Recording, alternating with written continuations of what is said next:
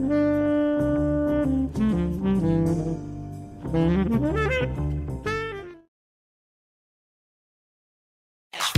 pumping and dumping, manipulate the market, flooded from the darknet, flooded from the deep web, keep it a secret. Every exchange got the nerdy brains trading on the frequent.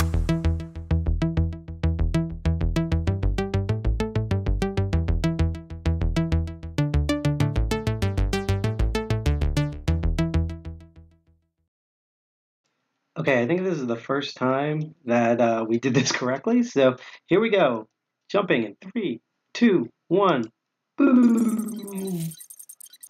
Perfect, and the audio works and everything. Awesome. So hi everybody. Slight delay this time, but we made it. So hi. I've been having, by the way, just warning, been having a very crazy, hectic, well, technically first part of 2024, but I've been particularly swamped for multiple different reasons in February, and this week alone was like an entire week of February.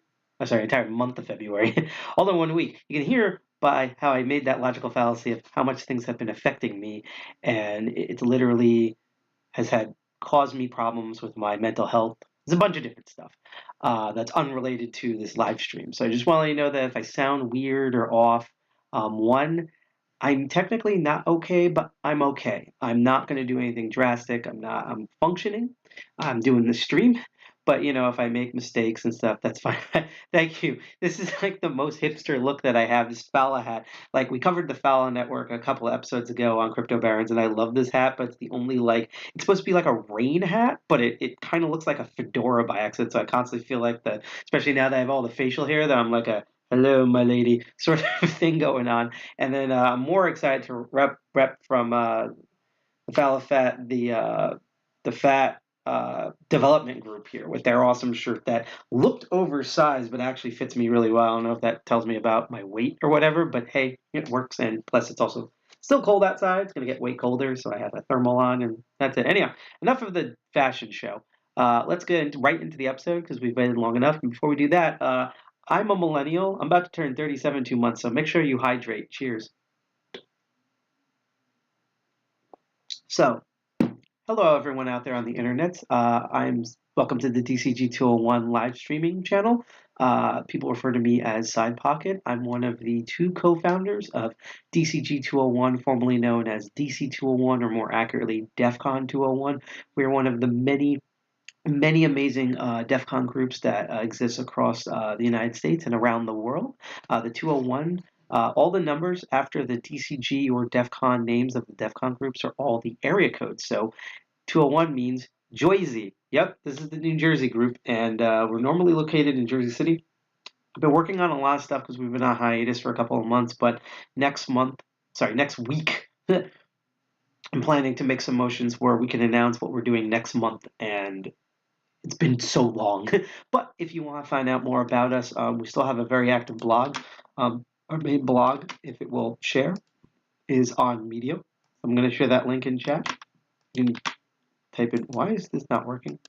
There we go. So that's our Medium blog. We also have it mirrored in a bunch of other places, including on all of our socials. So if you want a more up-to-date of what we're streaming and where we're streaming in advance, as well as just to get a general feel of what we're like, we cover a lot of hacker topics. Sometimes we get a little too political, but it's always in relation to computers and our own membership and the people that are in them. You know, if you think of what computer hackers like, especially back in like the 90s, in the ye old 90s, you can kind of get an idea of what our group's like. But we're on everything. We're on Twitter. They keep trying to call it X, but I'm going to keep calling it Twitter because if Elon Musk dead names everyone else, guess what? I'm dead naming his site. That's all I'm saying. But we're on there. We're on the much more superior Mastodon on hostducks.social, although to be honest, we got very minimum spam, but wow, was there a lot of spam on Mastodon, at least on of what we saw on our end for a while, and that was the whole thing. We also recently got a Blue Sky. We're on Minds.com. We're on GitHub, which you're going to see in a bit later, and on a bunch of different things, including multiple different live streams that we're about to bring up. So if you want to know all of them, here's the link tree in our chat that has every single one in there, including a ton that I didn't list. And finally, while I've been more active on this chat platform. I really need to go back into it and redo some stuff, especially because starting in March and especially April, we're going to start doing CTF stuff again, which is where we normally use our public chat platform. So until we come up with a new private chat platform for our meetings, here's the link to our Discord. Look, why did it do that again? Hang on. Discord. Discord. If I say Discord any more times, it's going to turn into a freaking Lonely Tombstone song. There we go. So that's it there. A few more bit of housekeeping things before we get into the main meat of the show. If you like what you see during this episode, or hell, even post-mortem when this is stored online, you can go like, share, and subscribe completely for free to keep up to date and get notifications when we're on air on Twitch, YouTube, PeerTube, Odyssey, and Kick streaming. In future episodes, some episodes we will have on Kick.com. Some of them we won't, because we're going to be trying different other streaming platforms that become more available to us. So we'll figure that out when we get there. It's definitely going to be in March.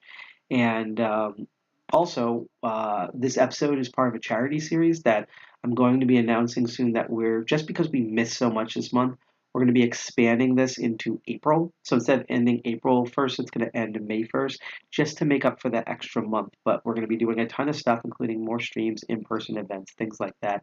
And I'm going to be detailing more of that. But that's what that giant banner is above me. And when we get there, I'll explain more details about that.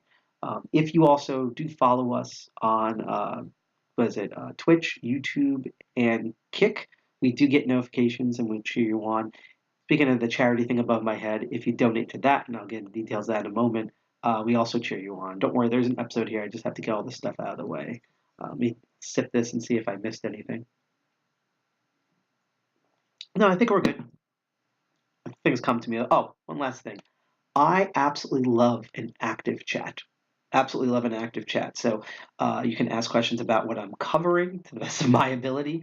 You can talk amongst yourself in chat. You can ask, why am I wearing the hipster hat, the lady, what the show's about, my crazy sideburns, things like that. However, if you are here just to watch and learn, especially from my screw-ups on the show, then as I always say every episode, keep lurking and keep learning out there. So it's up to you. As long as you're not, I actually approve like clever trolling, like truly clever trolling, but most trolls just spam stuff. If you're a lame troll, I'm going to knock you out of chat. So that's all that. So let's explain what this episode is, get it on the way here since we're like almost an hour late.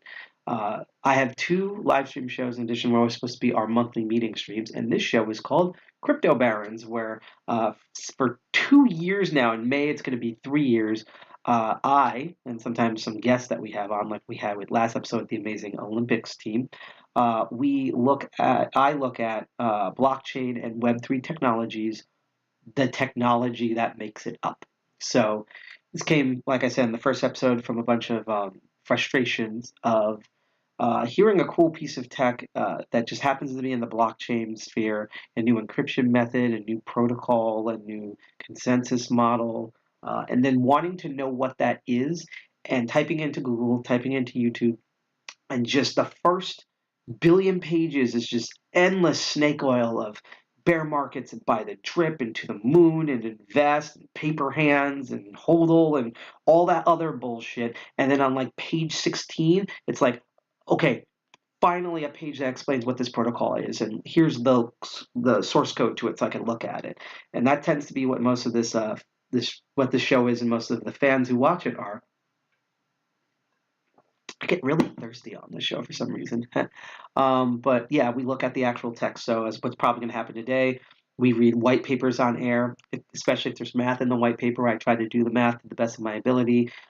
We go over stuff. Sometimes we cover a bit of finance. Sometimes we cover a bit of social media stuff, just in case it's relevant to what we're talking about. But again, math and white papers, running test nets, reviewing code, finding vulnerabilities, running wallets, things like that. The actual tech that makes all this stuff up.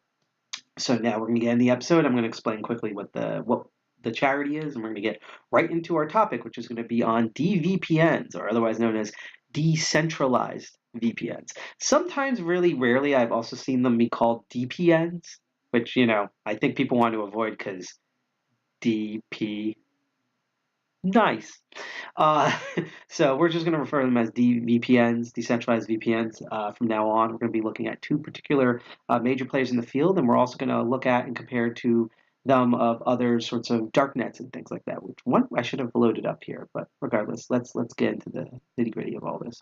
So let's switch over to desktop mode. Here we go. Okay, so if you had clicked our link to our blog, this is what our blog looks like. Haven't updated it in a bit. We have a bunch of stuff pinned up at the top, but there's going to be a lot of stuff particularly happening in March in the hacker community. So this blog will be more active, plus our returning in-person meetings that will have partial virtualization, contests, different conventions that we're going to be attending, big and small, around the local area and abroad, things like that. Our the Hacker Summer Camp guides are going to be back in a vengeance starting in April, maybe May, and it's insane. Like even DEF CON itself moved, so I have to redo every single guide. I'm the one who personally writes those guides, so fun. But let's move on. What is the charity that we're doing here? So us at DCG 201 are not above tackling controversial, weird topics. And so, what we've decided to do, we did much deliberation. We had feelings, but we put that aside and we looked at stuff. And basically, we are, as many Americans and people around the world are horrified of all the stuff that's going on in Palestine and in Gaza. A few quick notes. Hamas is a corrupt political organization with a terrorist wing, basically Middle Eastern Republicans, so U.S. Republicans. So that's them. So we're not saying that there's good guys and people on the Palestine side, but same way of how 9/11 was no justification for all the terrible stuff we did to people in the Middle East, including our own soldiers in Iraq. And the vague accusation of Nazism is no excuse to all the devastation that has occurred to the Ukrainians and to the people just living in Russia. Um, what the terrorist attack that Hamas did is no justification to basically doing what Hamas did times a million to a ton of people who had nothing to do with this, including other Israelis. There's a really infamous case that boiled my blood where there was another minor Hamas attack, and an Israeli citizen, just normal Israeli citizen, no training, jumped, punched the attacker a couple of times, scared him away from the people, and then was waiting for like the Israeli police to show up with like medical stuff to help like the people that Hamas just attacked. You know what the police did? I'll give you a hint. They're trained by the NYPD. This is true. Look it up. They shot him. He was helping his own countrymen, defending people from literal terrorists, and the IDS shot him. That's how terrible Israel's military and government is currently. Uh, Again, it's like what Lewis Black says: you don't want to go after an asshole with a bigger asshole because it just makes the previous asshole look like a rectum. That's what's going on. So there's a lot of pain and suffering going on, and not just from like bombs and shrapnel and bullets, but also this is a war, so there's tons of malnutrition, lack of resources, lack of medicine, all that sort of stuff. And so what we decided to do is we started this in shortly after the October the 7th. As soon as those attacks happened, and originally this was going to end on April 1st, but we're going to extend this now to May 1st, is we've been doing a campaign called Hackers for Palestine, and we are raising funds to help donate money to Doctors Without Borders.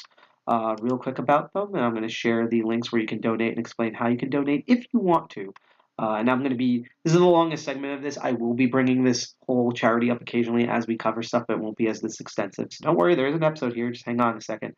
But what Doctors Without Borders is they are a volunteer medical organization. They are made up of real doctors, nurses, trained EMTs in the United States and all over the world. And here's the info page for it. And the thing is that they do this all in their. Why is this not copying over? They do this all in their spare time. They put their own money in, but obviously they don't have enough money collectively to do this entire giant operation. Which is why is this not working? Hold on. Why is this not working? Here we go. there we go, which is why donations are very much requested. All the money goes to getting these medical professionals that are doing this of their own free time outside of their normal jobs and fields. The plane, train, automobile ride there, setting up so that they have equipment to work with, place to live while they're there, things like that. And that's what we're donating to. And they're partisan, they're bipartisan. They will treat anyone. So they've treated injured Israeli citizens, injured Palestinians, soldiers, things like that. And in fact, as I'm going to show right now, Doctors Without Borders has a huge beef of what's going on in Israel, because not only is Israel ignoring all calls for the ceasefire, including people in the United States, by the way, but basically the Israeli Defense Force, they announced, hey, here's where our medical points are, and they were treating people, both Israeli and Palestinians, that were wounded during a combat. And the Israeli Defense Force shot a missile and blew up their facility. Like, again, Hamas did not send a guy filled with grenades yelling Abu Akbar to the MSF facility and blew it up. This is the armed by the United States and other Five Eyes trained military, professional military, ranked military of Israel doing this to a bunch of volunteer doctors who are treating both injured, especially women and children, Israeli and Palestinian citizens. So this is how awful everything is. So they need truly all the help they can get. And as you can see with the bar above me, we set our personal goal for $200. We are literally $15 away from being halfway there. Now, here's how you can donate, and I promise I'll shut up. I just posted the link in chat. You can donate there. There's also a QR code in the corner, so if you have nothing but like your phone or your tablet, you can scan that. I swear to God, it's not a man-in-the-middle attack, and that'll take you to the Tiltify page. But if you are also on Twitch, you scroll below, you'll see our Twitter, you'll see a bunch of other widgets. We do have a widget directly for Tiltify that you can donate there as you watch the stream on Twitch. And some things also, because we've done this type of charity live streams in the past, and we know that it's like, should I be donating money to like a group of evil computer hackers? Well, first of all, evil's debatable. I mean, we're from New Jersey, so we're probably evil, but whatever. But the main thing I want to point out is that we're doing this entirely through an organization called Tiltify. They're a reputable, long-standing organization that helps streamers do charity streams like this, meaning you're donating to them. We just see this progress bar. We don't see any of the money physically, digitally whatsoever. And what's also really cool about them is they will send all the money by the deadline. So even if we are like, let's say someone donates 15 or $100. Let's say no one else donates until by May 1st, and it's $100. We didn't meet our goal.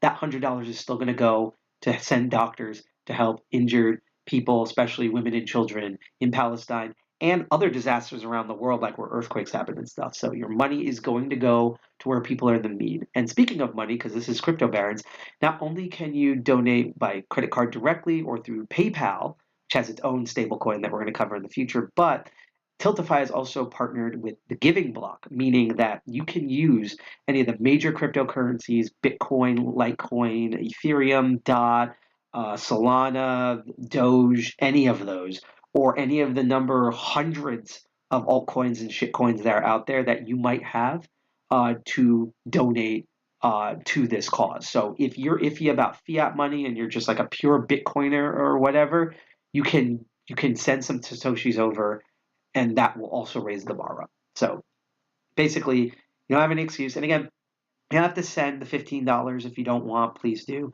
You could also do what people have done in the past and send us like the exact amount of money that reaches our goal in one sum, or like $1,000 or whatever. But even if you just send, which I've done, $1, $2, $5, that adds up. That's actually how we got over halfway to our goal in the first place. We also have a leaderboard. Murph is still the highest at $50. I'm still waiting for someone to donate like $50.01 or whatever to just knock off his leaderboards. And when you donate, we also get notifications as well as you're on the leaderboard. And we, unlike when you follow us and we cheer you on, we worship you the entire stream if you donate. So it's a win-win. Just putting it out there. Now out of the way, let's get into what we're doing in this episode for roughly an hour. So like I said, we are going to be covering decentralized VPNs. So you've all probably heard of a VPN. Stands for Virtual Private Network.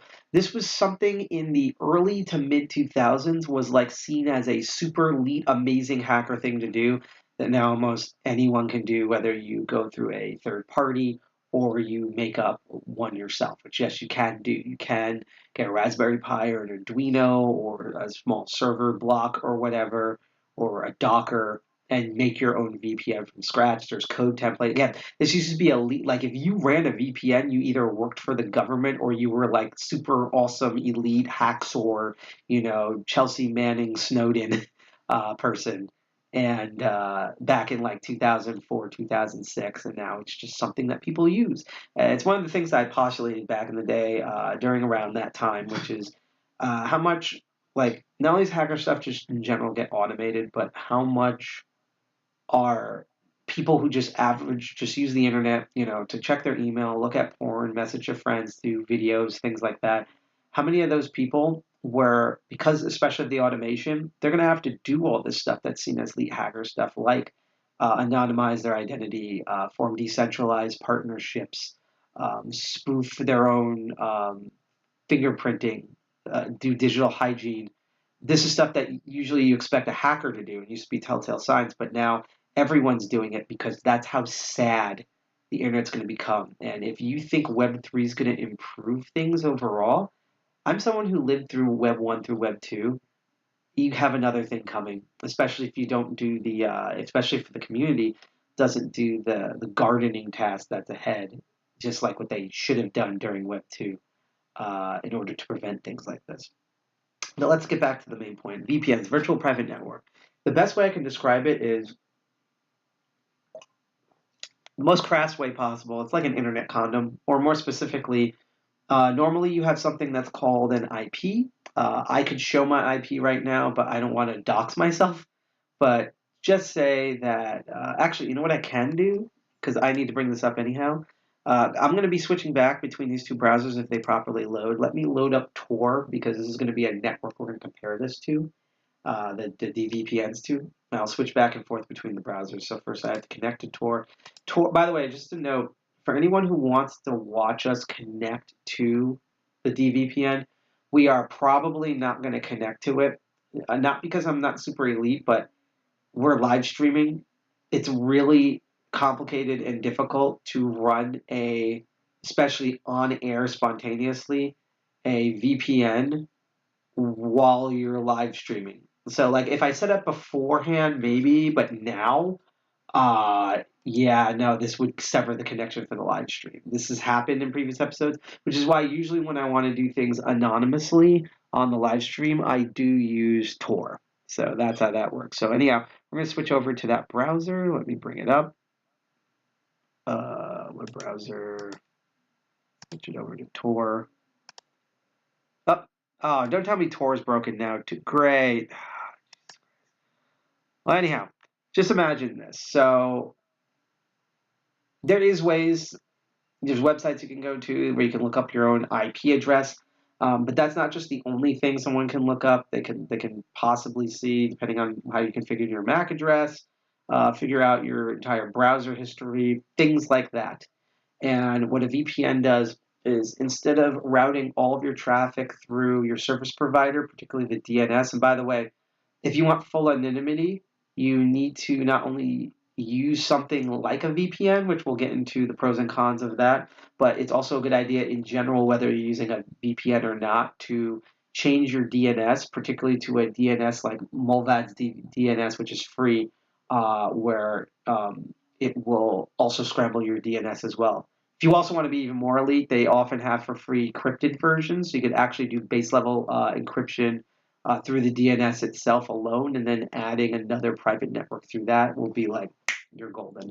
But that's essentially what a VPN is that instead of sending all the traffic through your ISP and your default DNS, it sends it through another service's DNS, their own ISP system. So, for example, my favorite constant VPN, I use a bunch of different ones, but my favorite one that I actively pay for along with their other stuff is Proton VPN. Is it perfect? No, but it's close to perfect as you can. In fact, let me bring it up right now on privacy guides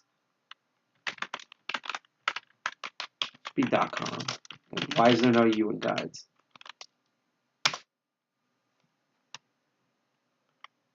Or is it .org? Okay, so let me try this again.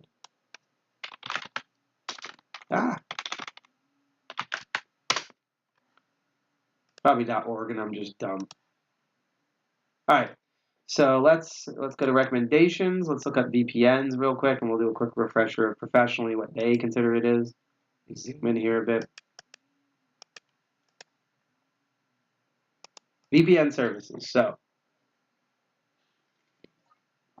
these are the three that are often recommended, and I'm going to detail what makes them all the same, essentially, to some degree, which is Proton VPN, Mullvad, and iVPN. Note, as they put here, using a VPN will not keep your browsing habits anonymous or fully anonymous, nor will it add additional security to a non-secure HTTP traffic. If you're looking for anonymity, you need to use a different network like the Tor browser. If you're looking for added security, you should always ensure that everything is default HTTPS. We used to use extensions for those in browser, but now a lot of them, including Firefox, do that by default. If you're on Chrome, you're kind of out of luck unless you're using Google Chrome.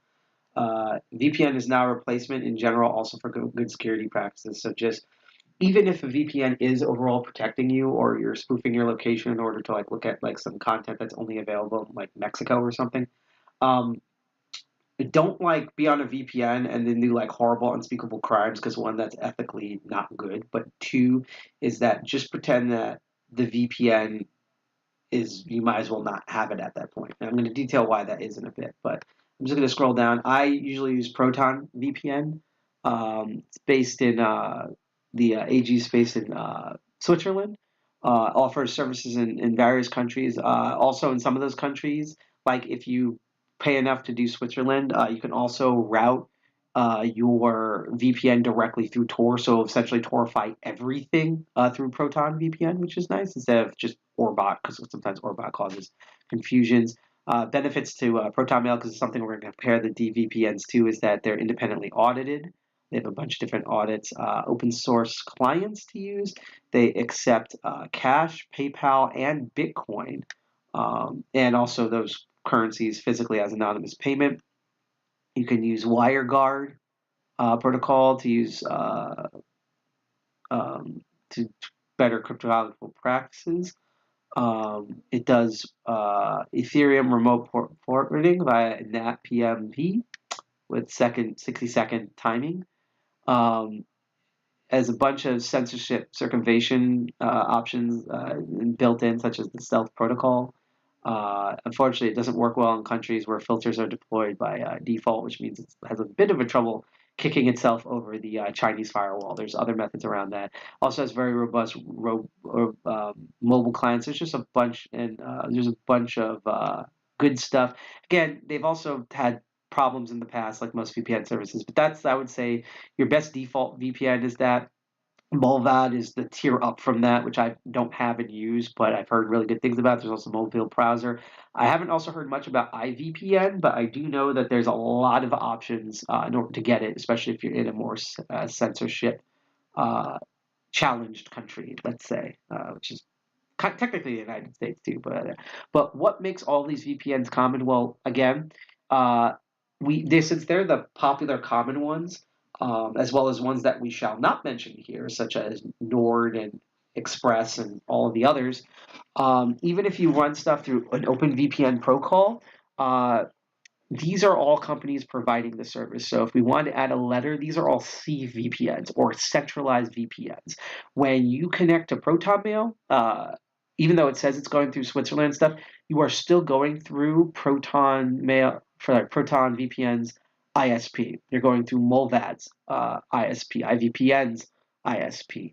And so it really all comes down to, hence why Proton makes such a big deal out of their independent audit of, do you trust the service provider that now you're routing? Because you don't trust Verizon or AT&T that you're using, but do you actually trust these other ones? There's a lot of conversation and talks around that whole issue, and there's been other also networks that technically do better than VPNs because of those trust issues, things like that. So what makes a dVPN different from a VPN? Well, quite simply, it's all in the D. Haha, it's decentralized. So what this means is that instead of being routed through one centralized ISP locations, there are multiple ISP locations, independent nodes around the world, and the only thing they have in common software-wise is that these nodes know how to talk and communicate each other. Most DVPNs also do this blindly, so they often don't know what data they're passing to, nor they don't know anything of the data they're received from. So they also a lot of them have that element.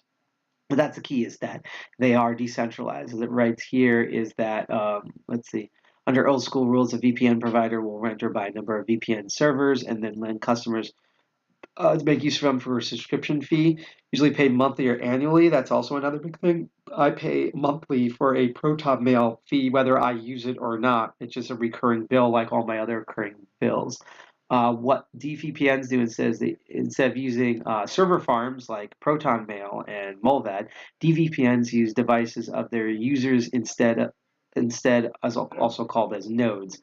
You're not accessing the internet through a server. Instead, you're using someone else's computer, aka the cloud, which acts like a server for your connection. In practice, it doesn't work that much differently from your regular VPN. You're still going to get a spoofed IP address from another location. You can use this location as block sites or crack different streaming libraries, or just browse a bit more mental safety. However, because of the informal nature of the setup, there's key differences. As they write here, for one, you're using someone else's device as a server. They can, if you so choose, use yours as a server too. How this works is that you can be in the United States, but you may want a UK IP address. You connect a node to Britain somewhere, and while you're online, someone in Germany connects to your device just to get your US IP. So once you connect to the network, you're sharing the same sort of node to everyone else. Note that this isn't mandatory. You can choose not to have your device as a node. However, while doing so, you kind of miss out on kind of the whole core point of it. And mainly that you get, and the other, so there's two other things that makes most DPNs also different. One is that dVPNs, because you are connecting peer-to-peer via nodes, they, instead of, many of them charge money. There's free usage, but the paid versions, they're charging directly on how much you use as opposed to a monthly recurring thing. So instead of like paying $15 a month to use the mid tier of Proton VPN, if I use one of these dVPN services and only use like 2 gigs or 2.6 gigs, I'll be only charged the 2.6 gigs instead of like them assuming I'm going to use 5 gigs, and even though I didn't use it, charge me as if I'm using 5 gigs. The other thing about this too is that the way it's set up, the first thing that people think of, and I also think of too, and we're going to be bringing this up constantly, is that this sounds like Tor. This is basically Tor or other similar darknets like I2P and Loki and things like that. Probably not Loki. Probably LokiNet is the closest example to what probably these dVPNs are. However, there are set differences, and when we get there, we're going to go into them. The final main difference, if you haven't been able to tell because the show is called Crypto Barons, is that because of the way the payment platforms work and also the way the system IDs you. So again, with Proton Mail, they ask for almost barely any information. So they don't have, if I remember correctly, they do not have my phone number. They don't have my exact location unless they want to look up credit card stuff, because I do pay with normal fiat just because it's simpler. Things like that. But what was I getting to here? I just forgot. Let me take a hydration break. And then we'll go look at these dVPNs and look at some code. However, the thing about these dVPNs is that VPNs, is that for a normal VPN, you still have to create a profile site to sign up with an email. Even if I use a throwaway, that's still an email, username, and password. From my understanding with dVPNs, because they're using blockchain to ID the people that are being used, although that ID apparently does not get put through the node routing system itself, hence why it's still anonymous, even though the actual IDing is a ledger. from what I understand, like for Mysterium, when you sign up, you just click sign up, and then it generates what your access key is to put into any of the apps and interfaces you use, and that is your private key. When you log into that private key, a public key gets displayed, and that's it. There's no email to send to or for updates. There's no passwords to memorize. You just log in with your signed wallet, or you put in your private key as just its base password, and it knows exactly who you are, and you log in. So it's a little bit of less information input, which is, again, an actual good use case for blockchain technology. You don't have to use that in order to work, but hey, that's what blockchain technically is at the end of the day, so that works. And then another thing about it is the crypto aspect of it. So not only do the paid services you can definitely spend for on crypto, but the two dVPNs I'm covering, when you provide yourself as a node for others to use, that's also how you are gaining coin as well. So you can actually make crypto off of using your bandwidth as part of a node on the network. So, and again, it's completely anonymized. So, like while you're using it, you're doing, I guess, a proof of anonymity. And it's not exactly a proof of stake. You're not like, even though I think one service you can afterwards like do a proper proof of staking with your coins. This is more of like, instead of like the proof of work where you're doing math, the proof here is, hey, you like it's like you gave freedom to these people for X amount of bandwidth. Here's this amount of freedom bucks for your freedom mission, sort of thing. That's how you mine the tokens, essentially. So, unlike, Proton Mail and stuff, it's all pay and you get a service. And that's good. That's good business. But this is, you use a service for your benefit. And then when others use the same service under you, not in like a pyramid scheme way, but just when you generally use the network, the more people that go by and use your bandwidth, you get coin for it. That's pretty neat. And that's overall kind of what decentralized VPNs. And I also want to mention that you technically don't need to be in crypto or Web3. Like you don't have to. You can make a decentralized VPN. Again, Tor's kind of like this, and you can have a node network and not use cryptocurrency to do payments on that node network.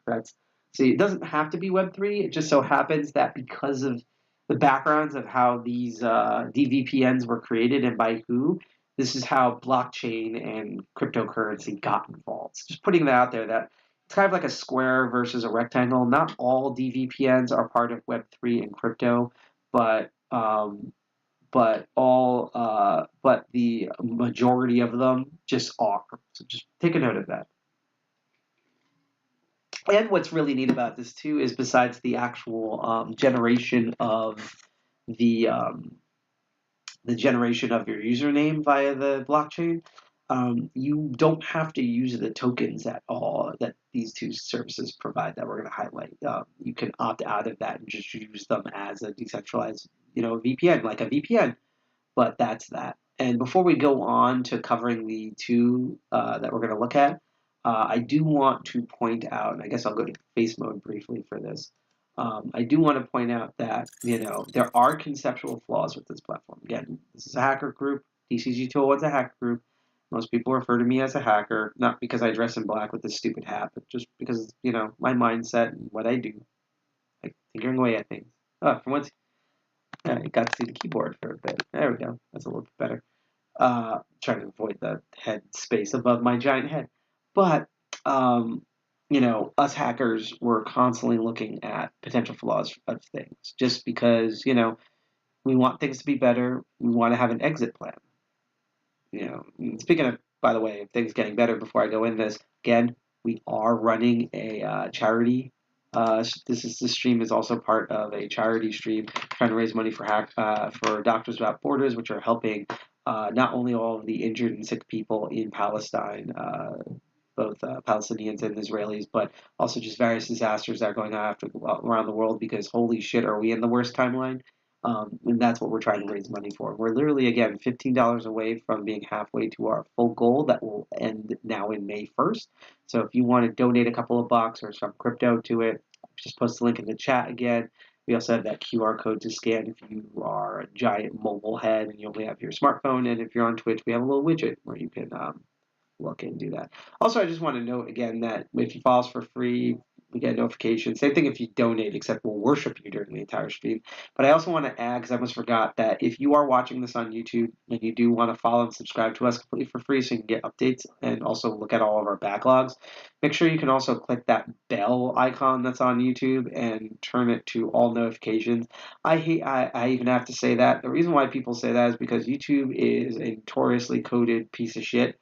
So and it really hates its own creators. So instead of turning that on by default, like it should, they just leave it at mid-tier. And then most of this amazing, cool content, like what we're doing now, just gets lost in endless, like, Nazi videos and food tastings and other shit people shouldn't be watching. But yeah, just putting that out there. But here's a potential flaw. And to be honest, this has the same flaw that, like, Tor has. So Tor itself, quick history, because I lived through this. Tor, best way I can sum it up is it was originally invented and used by the U.S. Navy as a way to do encrypted traffic, and it uses a system that's called onion routing, where basically has a minimum of 3 nodes. You can add more, 5, 8, whatever, but minimum of 3 nodes. Again, if the web browser Reflect actually worked, I could show you right now.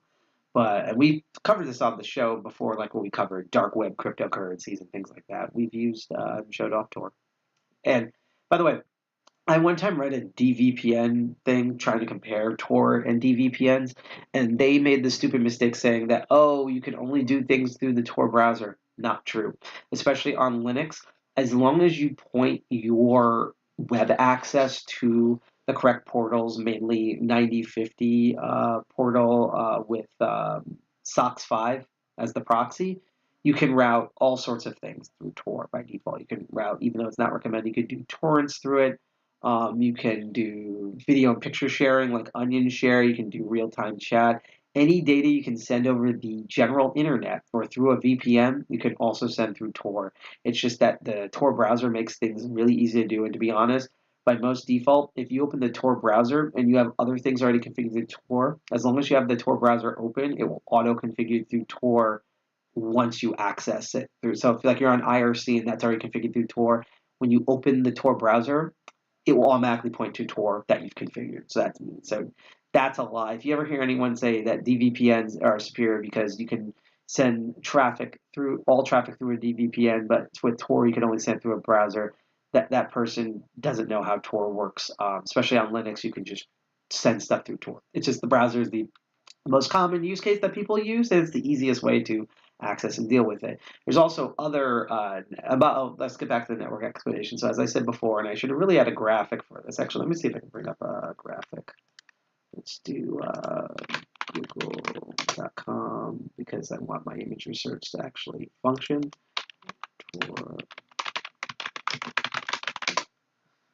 Let's see what pops up here. Images. Oh god, I guess it's been a long day. Let's use this classic. Let me load up this image. Open image in new tab. We'll go back to the original article here. There we go. Zoom in a lot. Oh god, why is that so blurry? Hang on, let's try this again. Sorry about that. Not prepared for this. I probably also have the same image on like my local computer. I'm just dumb right now. And that rumble was from my stomach. That tells me that between 8 and 8:30, I need to go get food. I haven't eaten since breakfast this morning, which is like around 10:30. So let's see this.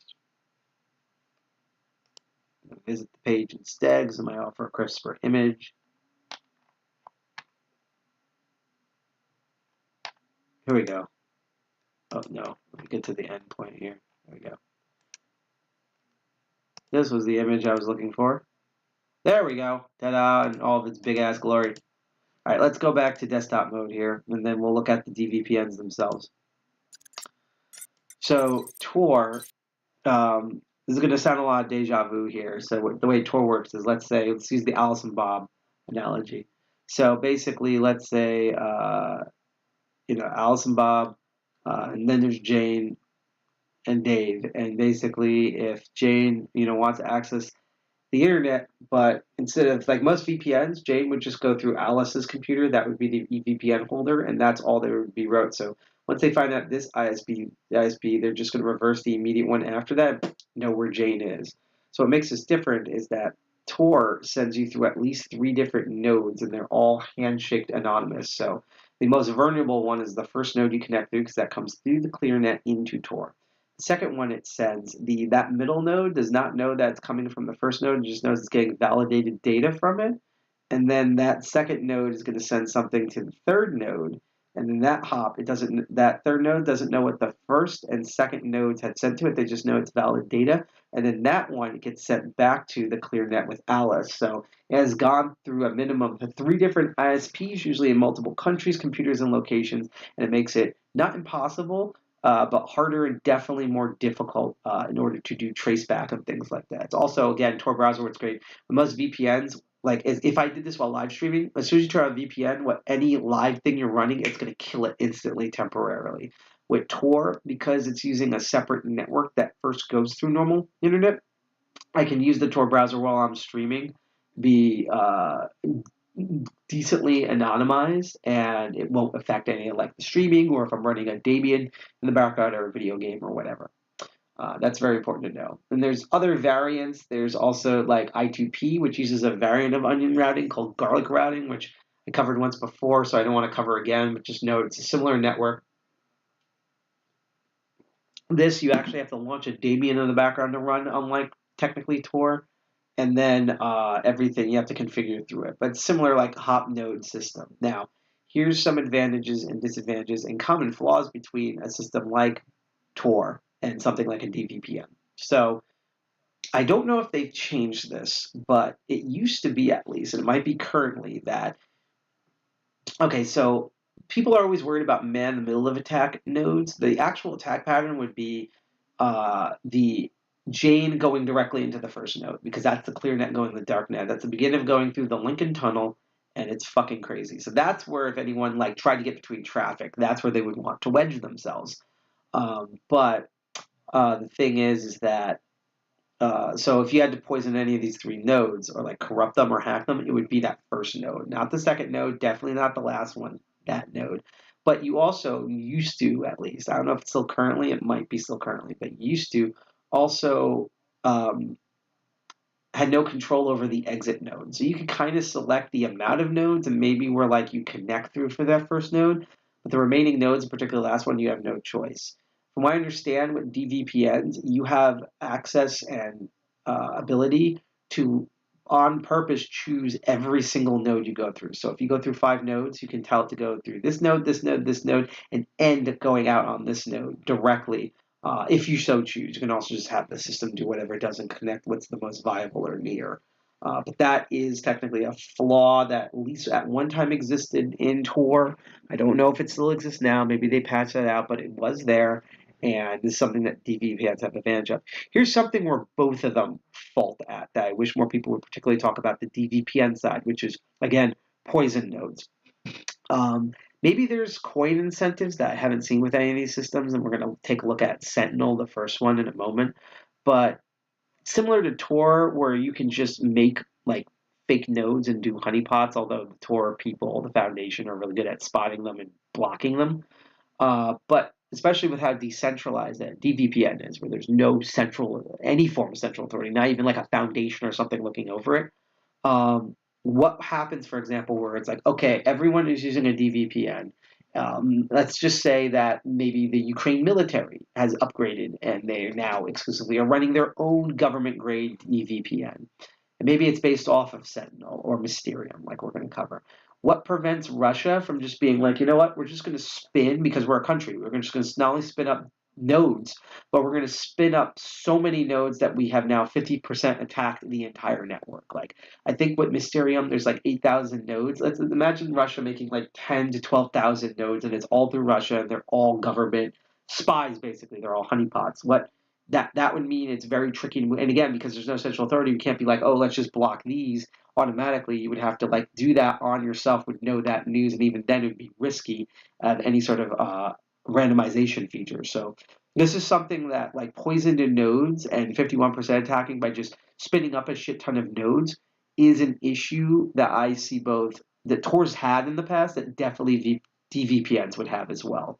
Another issue also is I haven't tested it yet, but potentially usability and scalability. The thing is, usually, typically, when you have something more centralized, it's more polished. And usually, the more decentralized it is, the more of a mess and less adoption is. That's why Tor is very unique because basically, there's no one directly, from what I understand, like in charge of like all the protocols and stuff. But the foundation is like the captain of the pirate ship, and they sort of steer the overall thing in a good direction. But they don't have like direct dictatorship control of every single node on there. So that's good. That's like the right balance between those. With a dVPN, depending on your provider and how it's set up, you might not get the professional quality you want. Nodes can be they claim that it's overall faster than than Toad. But what I haven't seen yet is that you can connect to like the server that you're in the room with, and it'll be astronomically slow. And I could connect to like a server based on the moon on a VPN or Tor, and it will run like I'm running on my own local host network.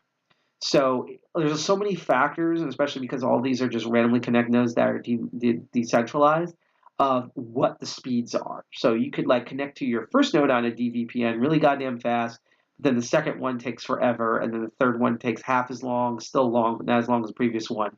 Again, it all just depends. Also, there's also kind of the worry about what if, similar with Tor and stuff. Like Tor has measures in place to prevent things like CP and other crime popping up on their networks, and they advise their user base of like, hey, if you want to be a good hacker, don't do any of this stupid skeevy stuff that should be obvious that would send you to jail. But the question then becomes like, what's stopping, someone on Sentinel or Mysterium for like using their node as like an evil honeypot or doing crimes on or whatever? Maybe the cryptocurrency part is part of the incentive to that, but I don't know. That always seems to be kind of an issue.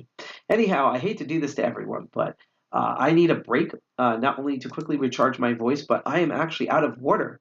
So give it about a minute or three. You're going to be listening to some really cool jazz music, kind of like in the intro, for about a minute or three. I'm going to refill the water on this, bang my head against the wall, and we're going to look at both Sentinel and Mysterium. We're going to cover a little bit of their side networks because there's a bunch of platforms that are based off of that, but we're going to be covering the two big VPNs, Sentinel and Mysterium, and we're also going to look at the code for them. And again, while I'm not going to run the dVPN itself, maybe we'll spin up a node, maybe we'll run some things. We're at least going to very minimum look at the code of both, so hang in there, all right? So I'll be right back. I need to rehydrate my rehydrator, and we're going to get to the rest of the episode. So we are definitely going to end somewhere between 8 and 8:30. So see you in a bit.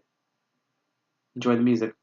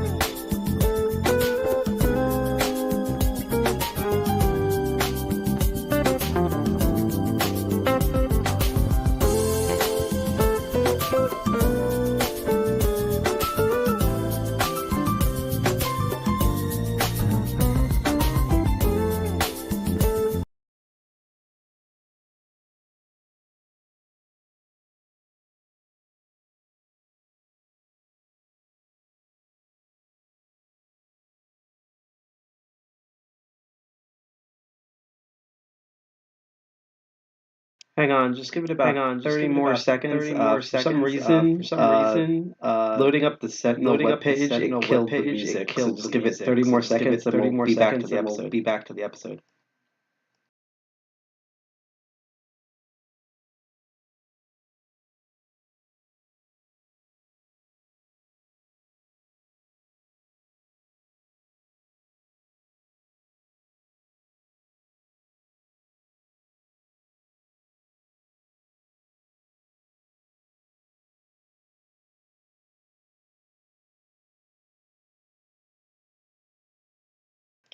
Okay, it's now or never. Let's do this. Going back to face mode here. Hi, everybody. That was weird. That tells me that Sentinel's website uses so much resources. It literally just killed the music program. That was impressive. More water for hydrate. So anyhow, for those who haven't seen yet, hi, welcome back to the DCG 201 live stream. This is Crypto Barons, where we look at blockchain and Web3 technologies as technologies. So we look at code, we do math and white paper. By the way, that's not me. Like, this is not a fedora. I know it looked like I just tipped my hat to you. It's just my head's freaking huge and won't fit in it properly. But yeah, that's what we do on the show. And the particular bit of Web3 blockchain tech that we are covering today are dVPNs or decentralized VPNs. Not necessarily, again, you can make a decentralized VPN that does involve blockchain technology, but it just so happens a lot of them, between the two big main ones that we're about to look at, do. So that's what we're covering. Again, before I get into this subject, just want to remind, if you like the content that you've seen so far, please make sure to like, share, and subscribe on all of our streaming platforms for free, which is Twitch, YouTube, PeerTube, Odyssey, and Kick. We're going to be also changing out Kick once in a while to experiment with some other streaming stuff that we'll be announcing in the near future. And we get notifications when you do that and cheer you on. And also that, again, this is part of a charity, long-time charity thing that we've been doing since like November. It's going to now go on to May 1st, where we're trying to raise money for Doctors Without Borders, which is a volunteer medical group that deals with a lot of natural disasters and war situations. They're basically just doctors and surgeons that go out and treat injured and sick people, whether they're stuck in a hurricane or injured in a war zone, completely bipartisan. It just humans are humans. And the particular big one that we're focusing on is Palestine, because there's a lot of dead and sick and injured Israelis, and especially Palestinians. For like one every injured Israeli, there's like 20 dead or injured Palestinians. So we're raising money for them because they run entirely on volunteer. We put the link in the chat. You can also scan the QR code in the lower left-hand corner. And if you're on Twitch, there's a little widget at the bottom where you can directly donate. It's handled through Tiltify. We don't touch any of the money. Even if we don't meet our goal, Tiltify will just send the money over to doctors and surgeons to help all of these sick and injured people, especially kids. And as we're crypto barons, not only can you donate money in fiat of your country of your choice, but you can also donate in crypto, whether it's Bitcoin, Litecoin, Sol, Doge, or the hundreds of available altcoins out there that didn't meet the top 8. So, you know, donate $1, $5, 1 billionth of a Satoshi, one Litecoin, just any amount. Those little bits is how we got almost halfway to our goal in the first place. By the way, our top donation is still Murph at $50. If anyone can knock his ass off the thing, because he's been doing this for like 3 streams, that'd be awesome. I would worship you even more if you did that. So we've been covering dVPNs. We spent the first part of the episode explaining kind of what a decentralized VPN is and a bit of like how it compares to existing darknet and networks like Tor. And now we're going to take a quick look at, for the next 20 to 40 minutes, the two big dogs that we're going to cover here. And the first one up, which I know people are probably excited for and is what killed the music in the chat, is Sentinel. First time I saw it, I'm a big Matrix fan, so when I thought Sentinel, I was thinking of the Squiddies from the Matrix movies. God, remember those movies were good? I like the first 3 movies. I don't know what happened with that 4th one. But yeah, this is Sentinel. It's one of the big 2. Pretty much if you search dVPN, Sentinel is like always the first one that's coming up. And I must be doing something good, because right now it's supposed to show like your IP location and ISP as like a, hey, we can see what you're doing, you should get a VPN. But I guess I put so many I have like anti-fingerprinting, anti-ad blocker, trafficking, web poisoning. I have so many different security modules up here, as well as in the settings of Firefox, that I think it just can't find where I am. That doesn't mean that you can't find out where my IP is. It's just, I guess, through whatever Sentinel systems they're using, it's a bit difficult to do, which I find funny. But this is their website. From what I understand, what Sentinel more is that they have their own VPN app. I don't know. I think there's a desktop one. There's definitely a mobile one. But what's really interesting is they're more of a network that then uses their decentralized service to basically, like, you can develop your own app, your own VPN app, including, I guess, one for personal use that then syncs to the dVPN. So there's other companies and groups and services that have made their own front ends for the entire network. So you have Atom here, you have Bagmidzid, which I probably horribly mispronounced that. Based VPN, which I think is a hilarious name. Solar, see APK, powered by V2Ray and WireGuard, iOS, Android APK. These are all mobile so far. Let's warp around to Sentinel dVPN and see what all of these three say that we missed earlier. Like I said, Bagmazid VPN. Atom's coming soon. Actually, both Sentinel and Atom are coming soon, so you really need like one of the other third parties, I guess. Wow. So yeah, so that's basically kind of but it's also really unique that usually for a VPN, you have to have like you have to download their direct client and use it. With this, there's multiple clients you can choose because it's more about accessing a network than something else. And they have a little like Explorer group here where you can like click on stuff and just see where the bandwidth and stuff is at. Let's see where my cursor is.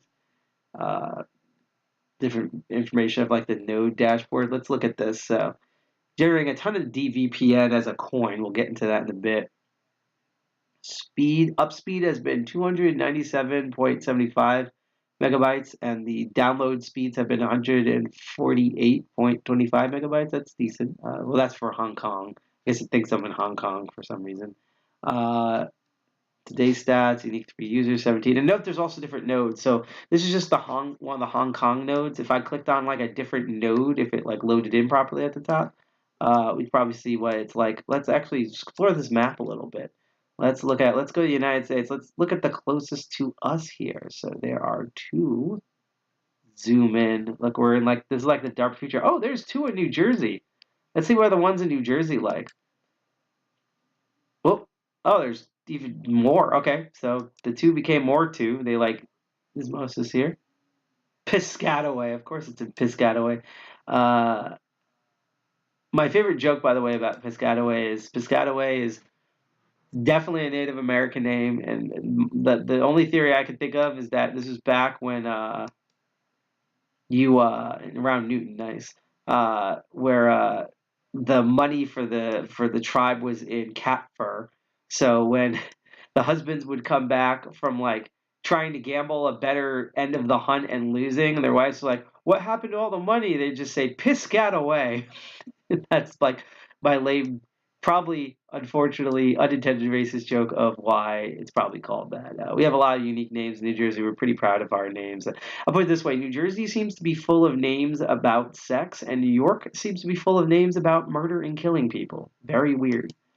Let's see. So there is one node in Union City, which is probably the closest to Jersey City where I normally am. It's in Secaucus.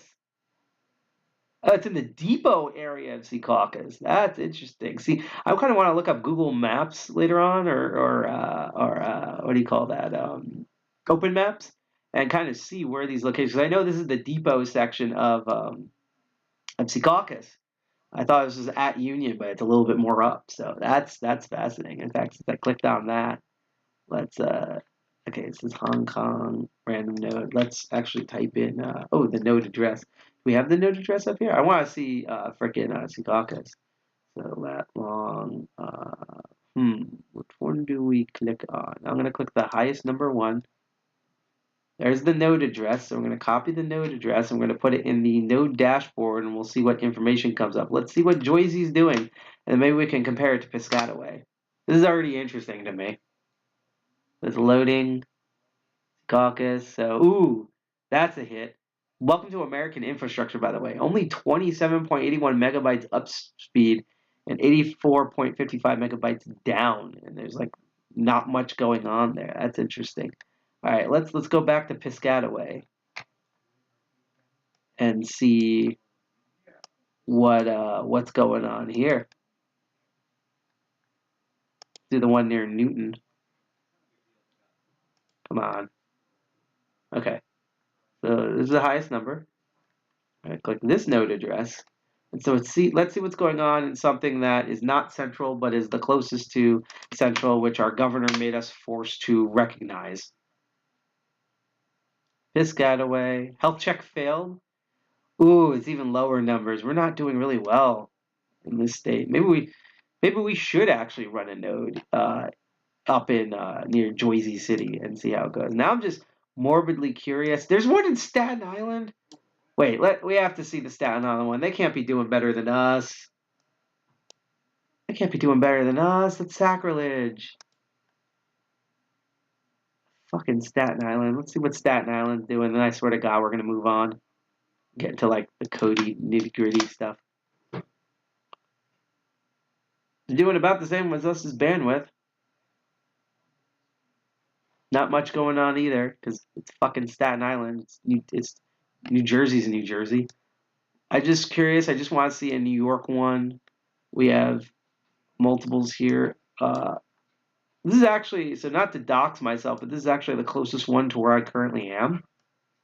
And there's not much data going on. So let's click that one, and then we'll compare it to downtown Manhattan. Because Manhattan's on a giant fiber line, so I'm like morbidly curious on like how well their node system is or is not. Let's look at Midtown Manhattan. At least they're doing way worse than us. Only 3.6 megabytes up and 12.48 megabytes down. This node is barely used. So with that the case, to quote Ghostbusters, let's show this biatch how we do things downtown. So out of all the listings here, I would say this one's the highest. WireGuard, very low upload speeds already. Let's look at this node. And then I promise my morbid curiosity is gone, and we get low up speeds, but decently high compared to everywhere else down speeds. So New Jersey's not doing well, but we're either doing as well, as bad, or worse than our neighbors. So I guess that's kind of the story of New Jersey right there. But let's get more into like what nitty gritty makes like Sentinel what it is. So let's read what they wrote here. Sentinel is an open source framework for a network of nodes of which decentralized VPNs and other Web3 services are built. Okay, it's a little vague, but we'll keep going on this. The purpose of the Sentinel ecosystem is to empower universal access to the internet in a trustless and providable manner. This will be, by the way, we're going to end this at 8:30 on the dot.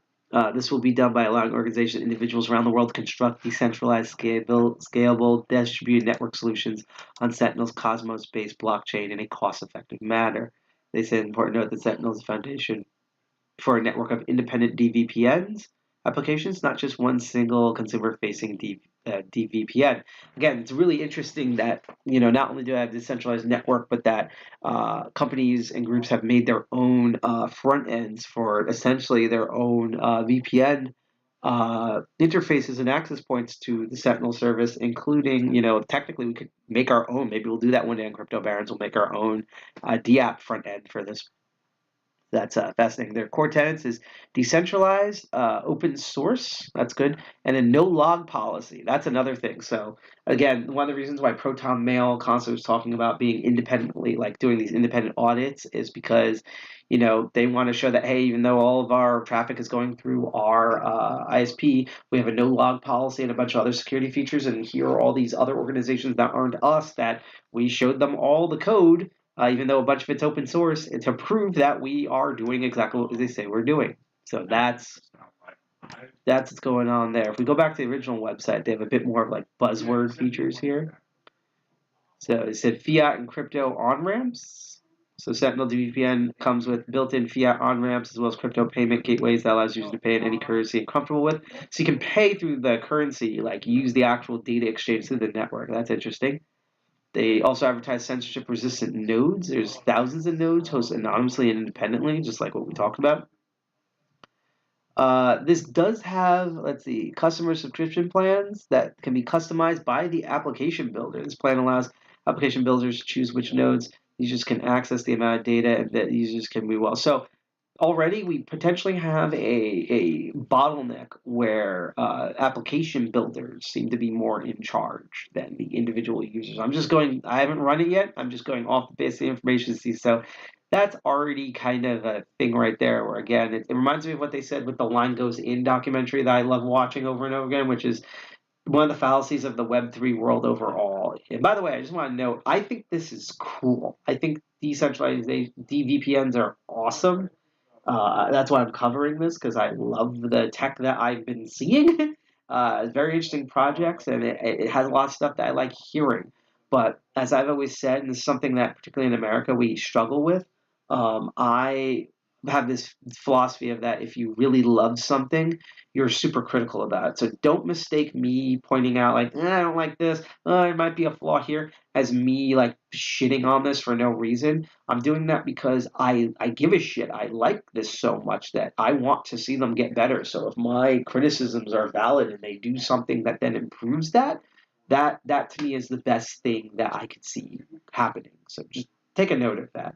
But yeah, now realizing that the app builders have like again that you can have a decentralized network and decentralized like voting like in DAOs, but still have a centralized process or a centralized application or a centralized community. And so this sounds a bit more still like a pick your poison thing to some degree. And it also says here multiple VPN protocol. You have a choice between two of the best VPN routing protocols, which I guess we're going to look at later. We'll expand all, explore all. Let's look at this. Easy to fork also, and provable encryption and no logging, as I said earlier. So we weren't missing much. Let's go back, see if there's any more information quickly on the front page, and then we're going to get into some neat things.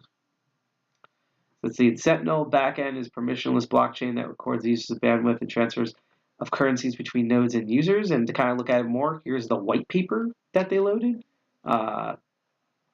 It's in a doc, so I guess I'll send it in chat wording. This is a direct link to a PDF, so it's running fine for me. It's not malware, but like just warning, just click as you risk. So our table of contents here before we get to the summary is Sentinel's vision, decentralization of the VPN industry overall, Cosmos-based blockchain architecture overview, and Sentinel dVPN architecture, token model, hardware integration, and organizational structure. All right, so let's quickly go through this. Sentinel's vision, the purpose of Sentinel ecosystem is to empower universal access to the internet in a trusted and providable manner.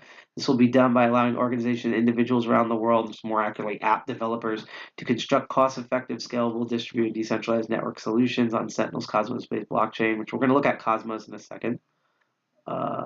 So they focus on here of decentralized consensus, open source network integrations, and distributed community-based node network. Now let's jump ahead a bit. I don't know if I could click on any of these, but let's try to jump ahead a bit. I'd scroll down and try to get into more of the nitty-gritty of like how all of this is working. Let's see here. The goal of the Sentinel ecosystem is to decentralize the VPN industry and introduce the dVPN concept in general to the mainstream consumer. So let's see the framework here. So we have, and I'm going to click to the other one. You have an on-ramp. It seems this is how it goes in. You have like white label dVPN. So I guess this is that. Then Sentinel dVPN crypto audience. It's a little confusing here, to be honest, with what the fuck they're talking about. 3 key issues. We'll go back to that. Let's go back to what I feel is like a better chart here. Okay, so how does this work? Payment gateways. Users can use Sentinel white label applications that offer many different subscription models and payment gateways to purchase. So once you purchase your access, you get in, become a user here. And you also have your IBC support payments. Alternatively, users can directly connect nodes via the peer-to-peer blockchain marketplace and pay nodes in dVPN or other IBC-enabled crypto. So you can also directly pay the nodes themselves, which is very fascinating. Here's a comment that we're getting from someone from YouTube. Fun fact, Sentinel and Mysterium have been working together and creating something called the dVPN Alliance. Yes, I was going to get to that. Trust me, that was actually how I was going to end the episode. I was talking about that. So thank you for mentioning that in chat. because I might have accidentally forgot that because we're getting speed running to 8:30, but we are getting there. So thank you for reminding me about that. Thank you. So let's see, we're on that. Bandwidth to users. There's a 20% node tax. So the function of the node tax ensures the value of the network's native token is in correlation with the aggregate demand of bandwidth. So this is to prevent a Terra Luna situation. So they're not only issuing of tokens based on and rewarding tokens on like how much bandwidth is being used, but it's also like balanced with the demand compared to the other coins there. And so that's cool. And okay. Let's see, you can stay up to date. I guess that plan's not going to work. Automated node health checks are live integrated. These are just updates and just simple FAQs. So let's go back to the white paper. They have 3 key issues that pose a barrier for entry into new and existing VPN companies. So here's what they consider are problems with barriers. Cost and process of dVPN application development, front-end development, management of nodes and handling of the DMCA requests, which makes me also wonder again that if you do crime on nodes, I've heard that because it's decentralized, there's a legal gray area with that, and plus, like most VPNs, usually the abuse is put on the VPN provider themselves. So in this case, it would be Sentinel VPN rather than the person who's actually using it. Although that usually doesn't hold up in court a lot of the times, from what I've seen, because especially in the United States, we're very blame hungry. So, and the third thing is potential security threats and risks associated with hackers. Ooh, let's read this section. This applies to us. Cloud-sourced and centralized VPN solutions cannot be peer-reviewed, even though there are open audits, and therefore are not able to be evaluated by unbiased security experts. This can lead to a potential vulnerabilities or security risks which have the ability to harm or seriously disrupt the reputation of the company providing the service. I'm going to zoom in a bit more just because the text is a little too small. Sorry about that. The incidence of a security vulnerability not only puts users at risk by the potential exploration of their data, but also creates a tremendous lack of credibility in the VPN organization itself, which may drastically affect the organization's revenue and sustainability. This open source structure provides by Sentinel greatly decreases the chance of a security vulnerability occurring. An example of strengths of open source software would be the world's military organizations using Linux as their preferred operating system in the majority of the system. Linux is fully open source and is constantly being reviewed by third parties as opposed to being a software suite such as Windows, which is closed source and notoriously is known for security problems. To be fair, Linux also does have security problems. The thing is that it's being raised by a village as opposed to being like 2 awful parents. So that's the real difference. But they have the thing is if you're popular, you're gonna get hackers. So the thing about dVPNs is that right now they're kind of relatively like not that well known. So I can't imagine many hackers targeting this just because they're in use, but not in it's kind of like the way Apple products are. So there used to be a thing back in the day where Apple themselves even used to advertise that like Apple hardware products never get computer viruses or malware. And what people kind of didn't understood, especially in the cult of Mac, is that that's because Macs were still a huge minority in the computer world, which was more popular at the time than Linux, but still way under Windows. And the argument that me and others would make is that if Apple came up with a product that the majority of the world used, they would be horrifically hammered by hackers and criminals and bug bounty people and stuff. And of course, what happened?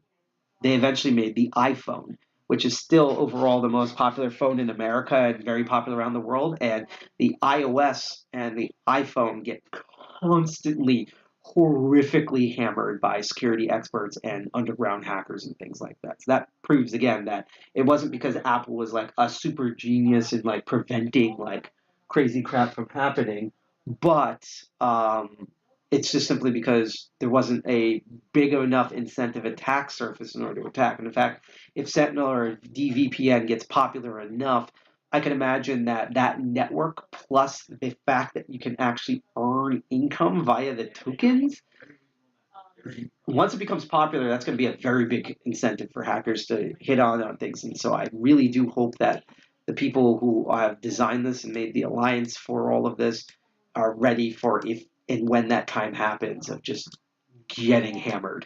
and look forward to it, to be honest, because then they can improve everything and find errors and stuff. They never thought maybe the network will even run better. Let's find out.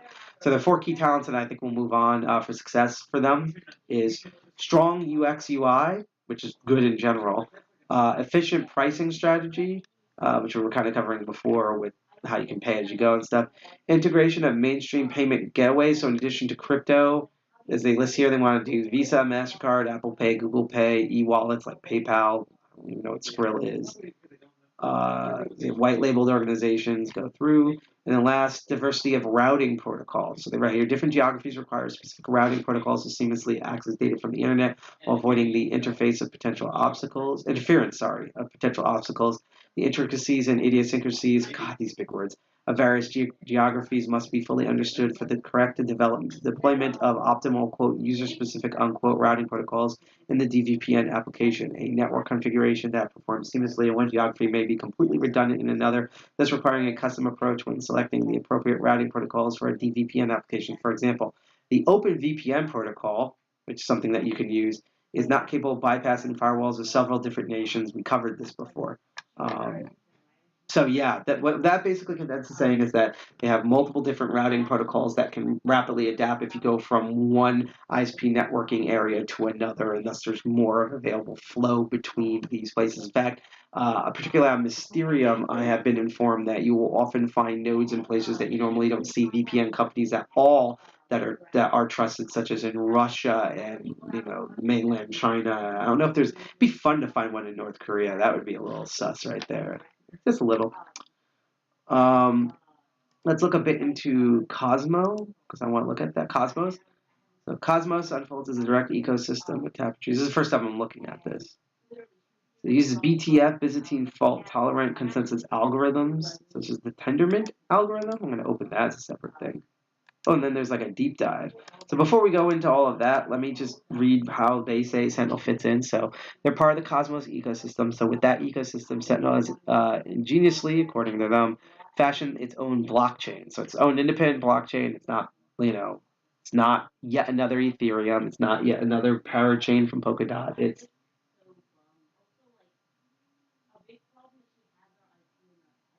okay. Is that? Has not merely been a standalone entity, but rather a beneficiary of the Cosmos inherited advantages, enabling security and cross-blockchain communication, thus achieving true interoperability. A tangible manifestation of this advantage is evident in the seamless trading of dVPNs with other cryptocurrencies on disparate blockchains. This decentralized exchange, or DEX, as we've covered in the past, capability is exemplified by platforms like Osmosis, an integral part of the Cosmos. Okay, so I see what's going on here. Let me just look at some of these others. So basically, they use the Cosmos framework with its consensus model to build their own blockchain. And basically, they're saying that this chain is extremely flexible, which is something that they did cover in their white paper. And that's allowing this both network, both in their network and especially in payment, allows them to be this flexible. That's fascinating. Ooh, wait a minute. Did I? Oh, man. Do they have a GitHub? They don't? Wait, that can't be. Hold on. Let me look. There it is. They have docs.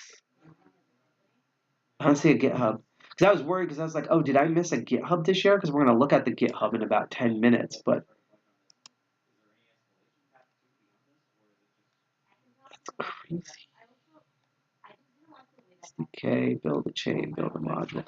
We're probably going to cover Cosmos, honestly, as its own separate thing. Oh, there's a GitHub. There's the GitHub. Damn it. Well, anyhow, we're going to focus on like Cosmos in the near future thing. I remember thinking of that when I covered this episode. I just didn't know if there was anything from this I should have moved to the GitHub. Maybe I should have put the Cosmos SDK even though we weren't going to look at it. I don't know. So yeah, let's get through the rest of this. So is this dVPN both rewarding people setting up nodes as well as potentially, I guess, paying for the service itself? They're using a thing, and this is where we get to the crypto side of it, using dVPN coin. They say dVPN coin is a governance coin that allows staked coin holders to decide the future of the protocol. So this is if they don't say DAO, but this is the DAO part of everything here. Their whole thing is payment. You can use the coin for payment for bandwidth. You can either do a pay-as-you-go, so you're directly paying the dVPN, the node host on for some amount of bandwidth, or do a periodic subscription like most VPNs. They also can use this for a revenue sharing. You can stake within the Sentinel network on the validators, governance, as they said, for voting, and also to deal with transactional fees.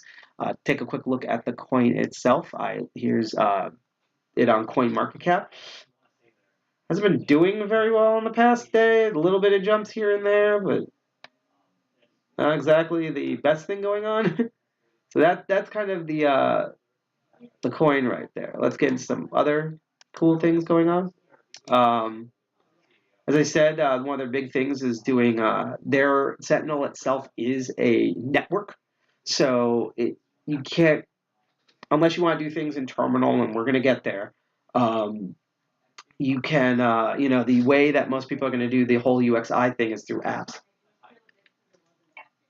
So DApps are very important here. Again, Sentinel is eventually going to make their own here, but you also, and Atom is also going to go up, but you also have Based, the UK, Solar, and Bagzimin, let me try to pronounce it. It's either Bagimzi, that sounds more like how it's supposed to be, Bagimzi, or Bagimzi. This is like the PetSmart or PetMart thing, because I'm freaking stupid. So we're going on with that. So that's the very important thing about that.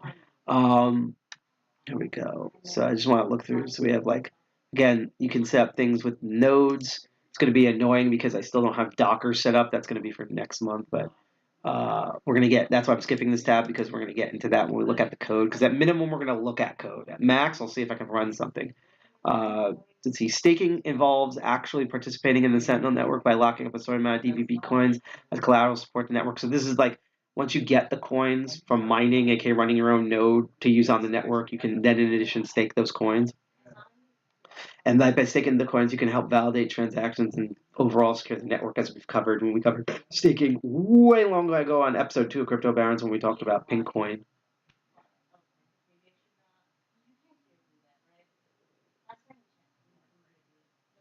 Hold on.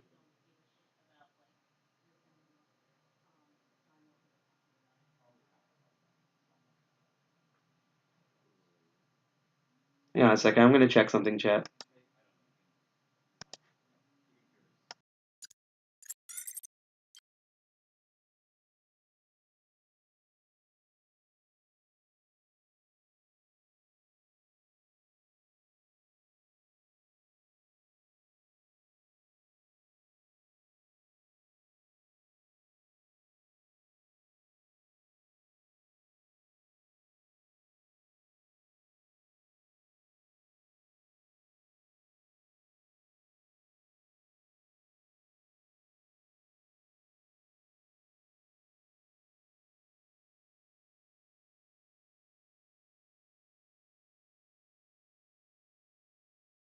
Hang on, Chip. Hang on, Bill. I'll be right back.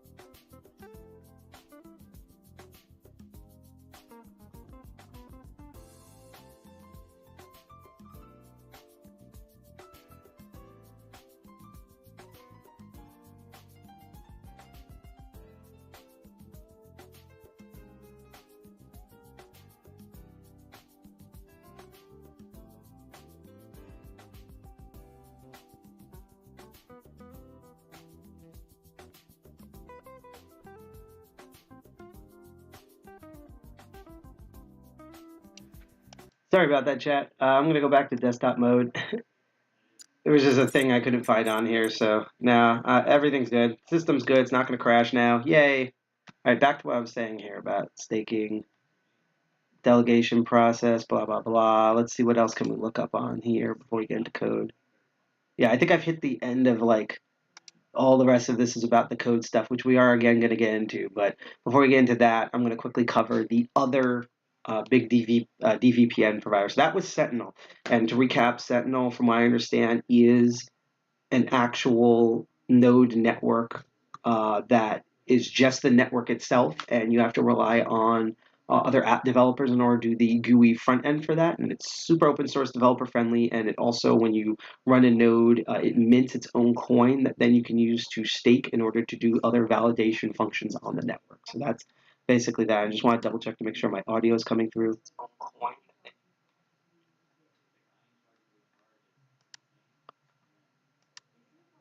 Okay.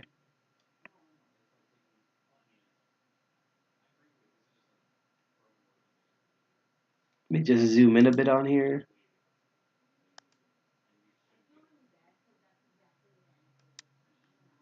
So Mysterium Network. This is the other network. This is the other part of the stream here. So Mysterium is the other big one. This group seems to be really focused on like, not to say that Sentinel's not really focused on like kind of like the privacy security aspect, but Mysterium, I constantly feel like is the one that's like they're truly trying to replace the Tor network. Like they want to be like, as they say here, open source ecosystem to liberate the web. It's not just, oh, we want to make our users private. They want to liberate the entire goddamn internet, which very much sounds like the Tor Foundation. The goal of the network is to empower builders and users to access free information. They have the network right now. There are over 22,000 active nodes. They've had 1 petabyte of monthly network traffic. So every month they go roughly through 1 petabyte, which is a fuck ton. It's like that's like 1/20th of a Google. There's nodes that exist on over 155 countries, and 67,000 active sessions happen daily on it. And they say they're permissionless by design, trustless by default, more censorship resistant by the day. And they're also involved with a lot of different partners, including Polygon, something we've covered, and Storage, which is a episode that is going to be in waiting. I'm probably going to get to that episode in like May or something, but I'm really excited for that. Let's look a bit more about what's going on. Oh, that's another thing. We're going to loop back on that one. I forgot. I didn't drag that far enough. That was going to be something about Sentinel, but I'll cover Mysterium really quick, and then we will get there. So let's move that over, and let's continue on with Mysterium.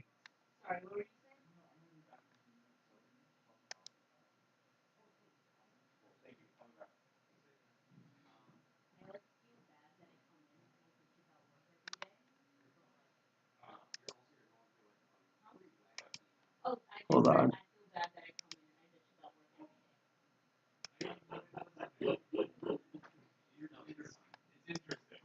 So let's see here. How does Mysterium work? Let's list all of this. So they claim you can access everything everywhere. As they say on their site, Mysterium is your foundation of peer-to-peer networking and unblocking solutions. Use our tools and APIs for integration and to get full access to 10,000s of residential IP spread across more than 130 countries. So their blockchain or their payments are on Ethereum and Polygon, and they're encrypted with the WireGuard protocol, which is one of the two options that are available for Sentinel.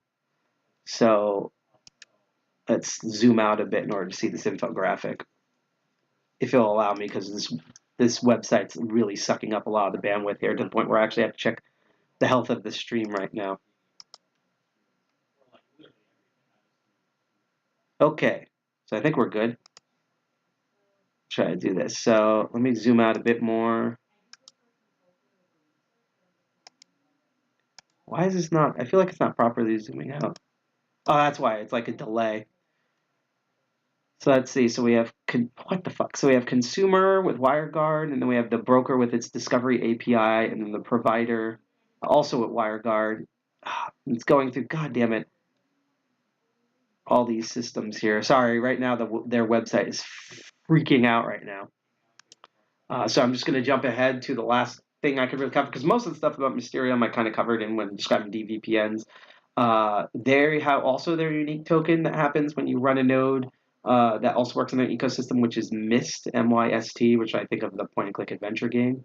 And that's native utility token at the heart of Mysterium network. Earn it in the peer-to-peer bandwidth marketplace. Stake at their delegation pool, which uh, should be clickable, but it's not right now. I don't know if that's a website thing. Okay.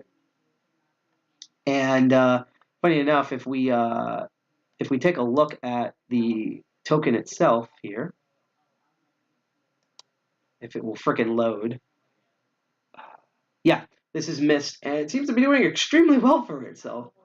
So that's very fascinating. Of again, if I can try to click over, as you look at what Sentinel's doing. God, I really need to kill the Mysterio. Yeah, the web browser is now freaking out right now. Don't tell me I'm gonna have to cut this episode.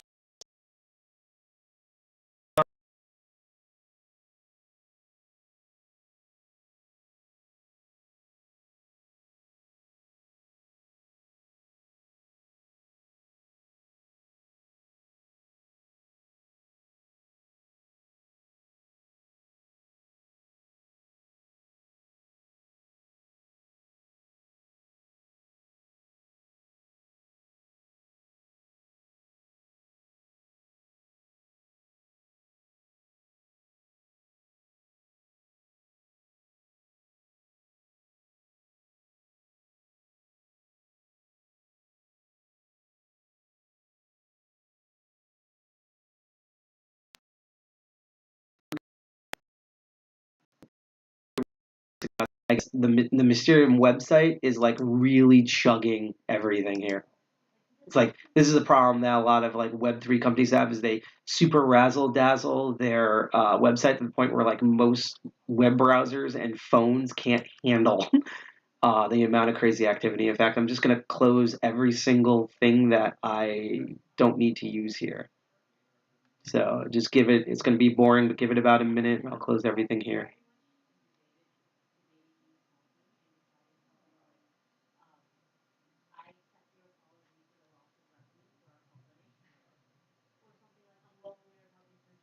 Let's see. Let's try to kill all these tabs so we can get this to run smoother. Ah, joy.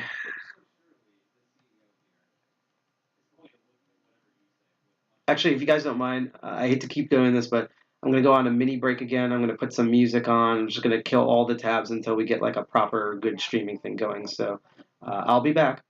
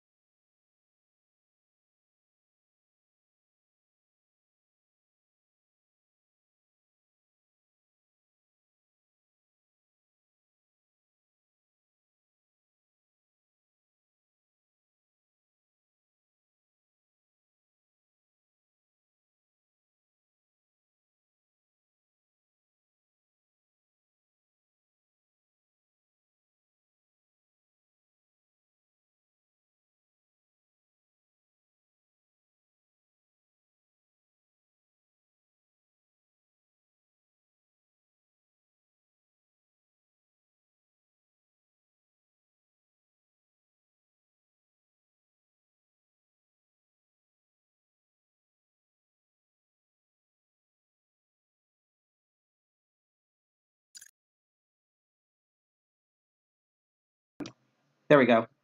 All right. So as I was trying to say earlier, so I'm in a bit of a pickle right now. Where basically the Mysterium website, because you notice everything was going really well until we got to Mysterium's website. I'm trying to reload Firefox here. Basically, so much stuff was going on just the 2 pages of Mysterium's website that I opened that it basically crashed this entire web browser and made it so that nothing worked. So I'm right now in the web browser again. I'm killing a bunch of different tabs. It's chugging again now. Just trying to get it so it's just to the actual coding parts. See if I can make it there. Jump over to Mysterium, kill those tabs.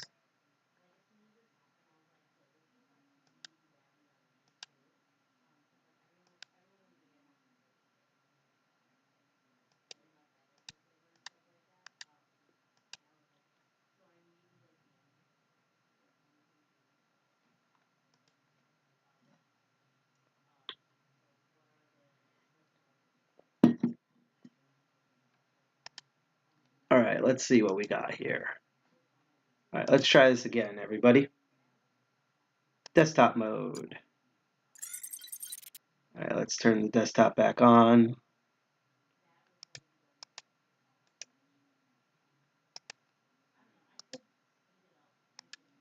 Here we go. All right, so what we're going to do is we're going to skip Mysterium Network because that chugged everything. We're going to jump ahead and we're going to try to do code for the next like 8-10 minutes or so because we had a bit of a delay there. So let's see what we can work on here. Let's get to the, let's see. Oh, before I do that, the last thing I want to bring up about Sentinel, because again, I got all discombobulated with the whole web browser crashing, is that there is a company called Indigious, and they're trying to apparently develop a router which connects to dVPN, particularly Sentinel natively. Again, because you can make your own VPN router, even just like a centralized VPN using a Raspberry Pi. And as we'll see with Mysterium, you can also do that on like the dVPNs itself, but this is like an all-in-one buy-in solution. Great, now I have to go tinkle, but I'm not going to go on break, so we're just going to go. So that's what's going on. This project was announced a while ago, so I don't know if it's just in development hell or if it's a scam, because they also have like a weird NFT section where when you like buy one of these, it mints an NFT to be like, hey, I purchased or invested in this thing. But I just thought I'd bring it up that there's also another group that's like making their own routers for stuff.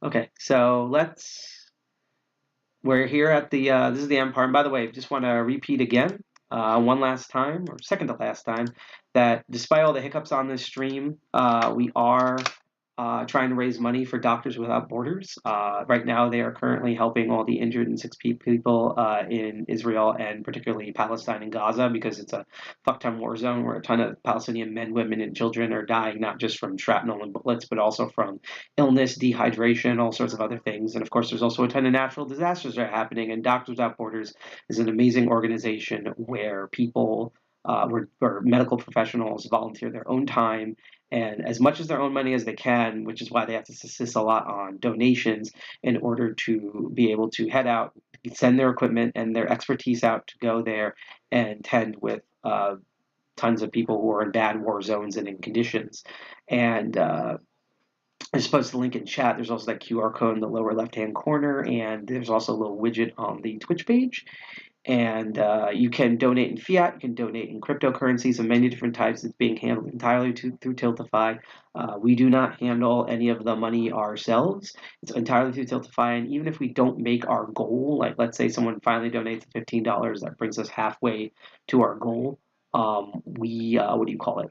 We that money still, like the $100 goes through directly to Doctors Without Borders, and they get to help sick people and injured people in places like Palestine. So it's a win-win to us, and also I would love for people to donate like $100 or like $1 billion, but even if you donate like $1, $3, $5, all that stuff adds up that's how we break goals. That's how we got to the current position we are in the charity in the first place. So, post the link in chat. It's up to you if you want to donate. It'd be really nice. And if you do, just similar to following us on Twitch, YouTube, Odyssey, and Kick, we get a notification. But I cheer you on through the entire stream, and you also might get able to kick Murph off of his top donation part.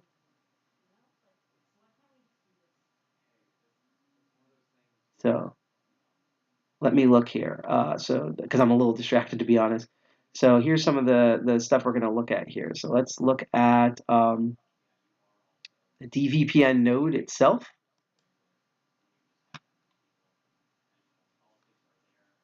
So this node package under the Apache 2.0 license, mostly written in, so it's what I expect. It's written in Go. It seems like all of Sentinel is written in Go, and then there's obviously shellcode to patch the whole thing together.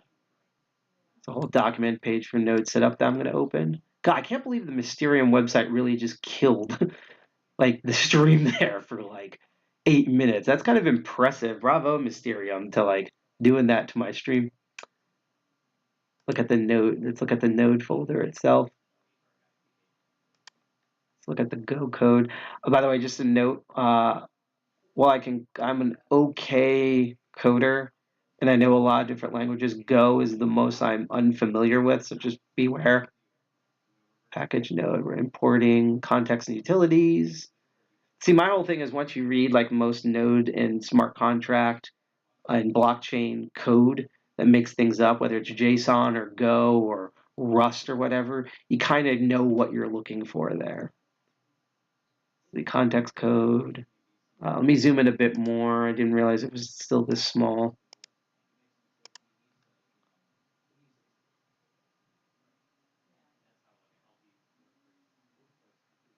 Initializing result function. Yeah, this is pretty much what I expect from a node, even in Go. Now we're like super zoomed in. Validating the remaining bandwidth. So yeah, there's a whole timekeeping aspect of this node for the different job sessions.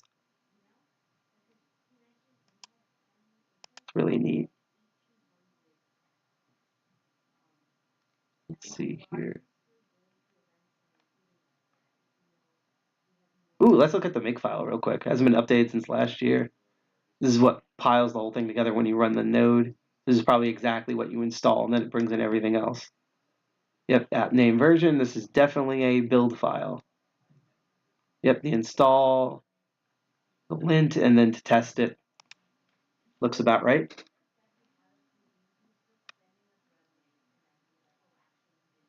Let's look at the CMD here for a bit. Let's look at the key system. This should be neat. How to write keys to utilities. So let's see. We have import, path find, Cosmos, because again, everything's based on Cosmos here.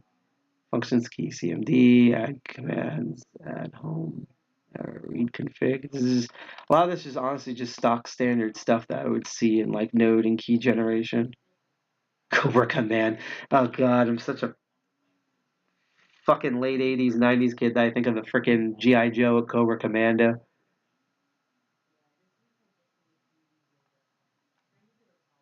Keyless Cobra command. Functions key delist Cobra command dot.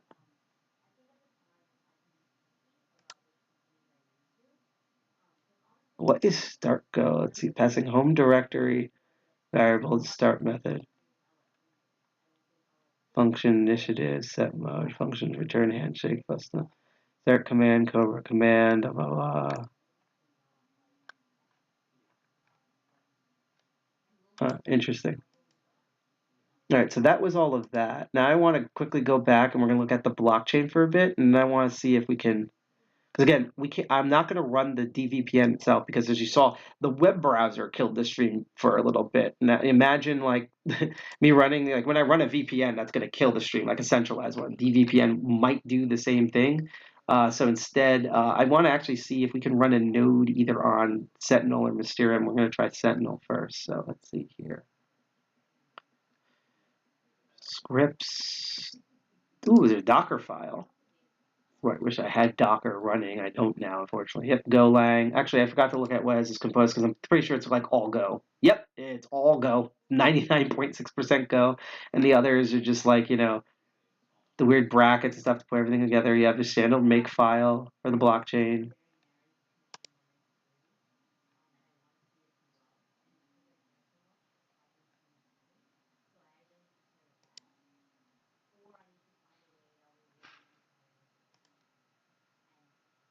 Let's see. Let's look at the script here. Proto generation.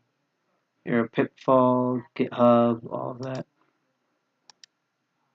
And then we're going to try to start doing things for a bit, and then we're going to wrap up the stream, to be honest.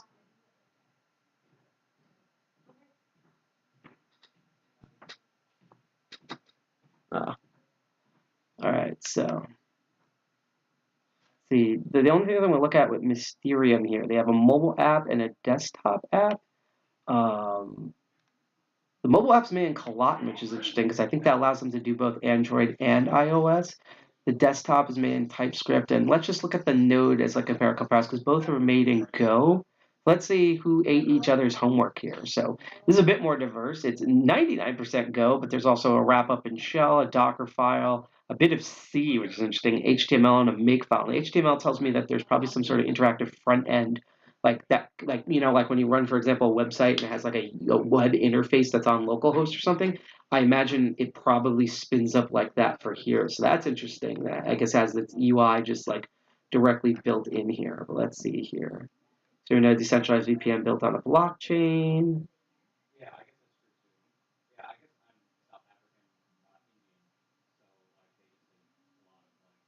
Let's see snapshot builds, documentation.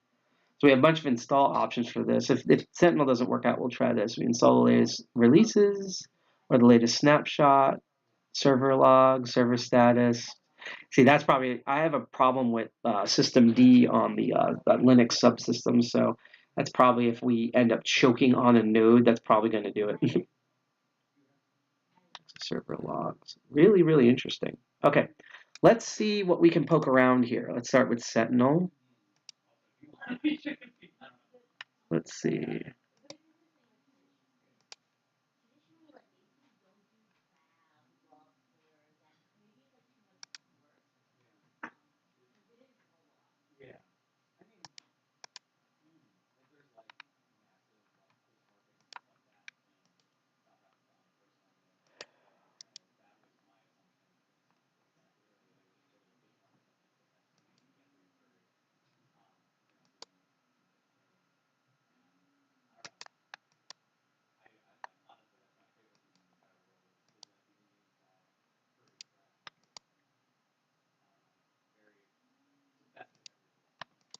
I'm trying to find. Oh, duh, I'm dumb. Here we go.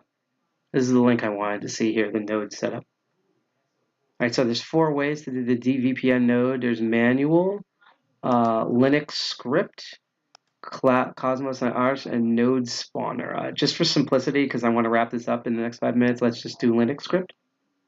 Script has been tested on Ubuntu, which is good because this is what we want to do here. So let's load up the terminal and test this, and then maybe we'll try a bit of Mysterium, and then we'll end the episode. Yay! All right. Why is terminal not showing up? There we go. All right. So we're gonna let's do all of this. So no, that's not what I'm just gonna direct copy.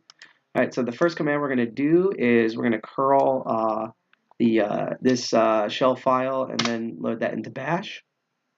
Let me do the password. Probably using the microphone, try to figure it out, which is funny because this is a subsystem, so it's sandboxed in.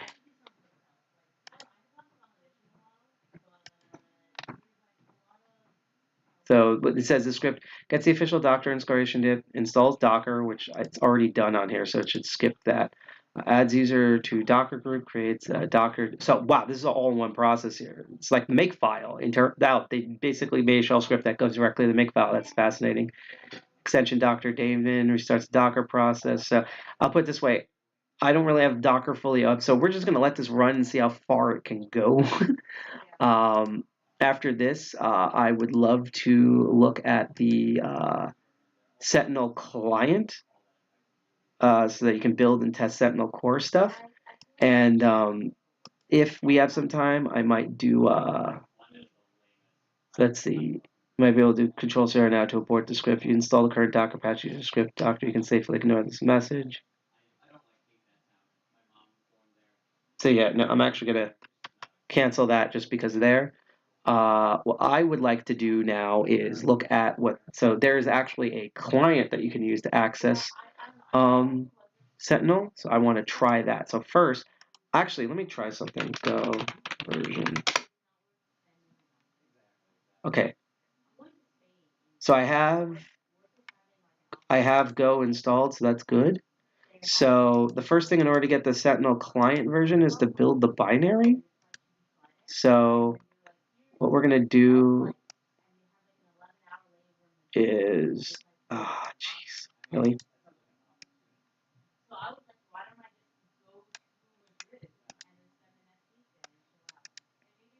So first thing we're going to do is we're going to clone this Git repo that's going to go to that specific folder. So we did that, and we can actually see it listed here as Sentinel. We look for it. Yep, there it is. And then we're going to cd into, right? And now we're going to check to make sure it's the latest version. I hope I'm not dumb and I do this correctly.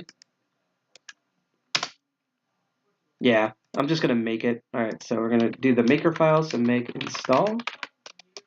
Oh, let me actually list to show that we're actually in the folder. There we go. So there's the makefile script. So we're going to do make install. This should build the thing.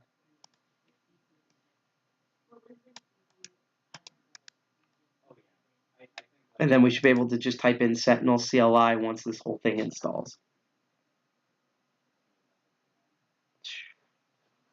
I'm actually going to give it like 30 seconds to install, because if it doesn't install in time, I'm going to let this run, but I'm going to turn off the cam and go and do a little tinkle to go relieve myself, because, you know, I've been hydrating so well that, yeah, that's how I know I've been hydrating so well.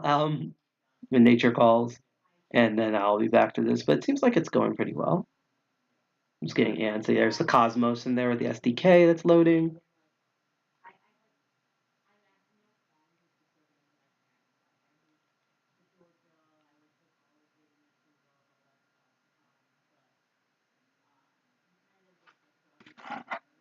Just want to double check something real quick. It's not on the stream, just something on my own.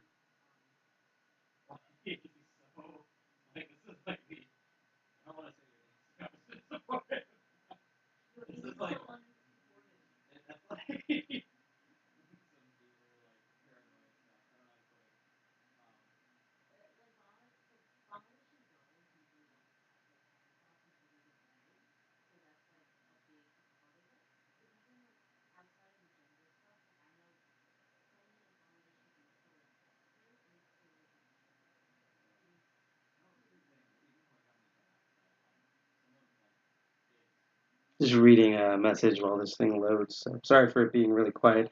Again, just to remind, we are be like the last time I'm probably going to advertise this episode. We are trying to raise money for Doctors Without Borders, which right now is doing a lot of work helping injured and sick people in Palestine, because there's a lot of, I mean, there's injured and dead Israelis, but there's a fuck ton more defenseless, injured, and sick Palestinian men, women, and children that are suffering, who have nothing to do with Hamas and everything.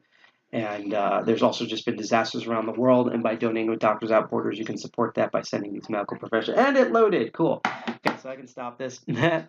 All right, so now that it loaded, everything seems to be installed. There was one makefile error. That's interesting. But let's now...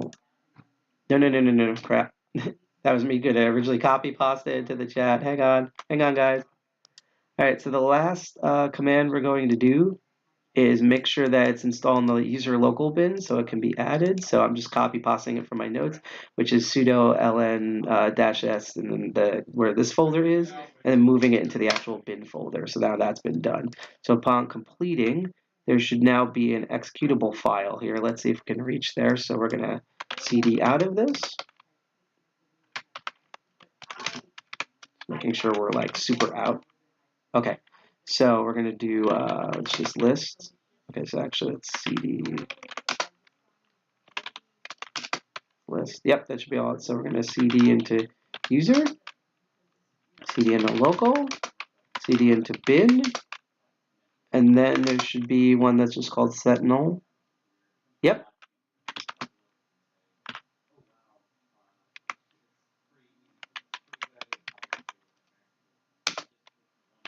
So that's all that there. So now we can just launch it from terminal by, we should be able to launch it by just typing sentinel client. And not found. Okay, let's exit out of everything. I know there's a master way of doing this, but I'm just being lazy. Huh. File can be launched from my... Wait, do I have to actually do the /? Okay, you know what? I'm actually going to just cd directly back in there and then try the /, and if that doesn't work, then we tried. Oh, shit. Okay. Or, and I just realized this,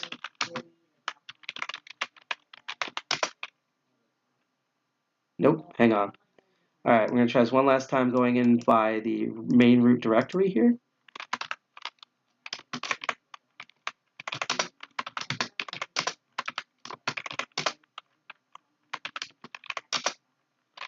Sudo this. Yep, didn't work. There's probably that error that happened before, but we tried. Anyhow, yeah, there's supposed to be a whole command line terminal setup for this that unfortunately didn't happen. So the last thing I am going to do is, let's see here. I'm going to go back to the GitHub page. And we're going to try the Mysterium node and see what happens there. Again, there's a systemd part that we probably won't be able to do. And then we're going to wrap up the episode. And I'm actually, despite that one delay and some other thing that happened outside, I am actually pretty happy with how this episode overall went. All right, so this is the how do we do this in Debian as opposed with Docker. So we're going to follow this. So I'm just going to be copy pasting for time and tiredness. So we're going to sudo and everything bash this whole curl. So that's going to pull everything up. This is the latest stable release.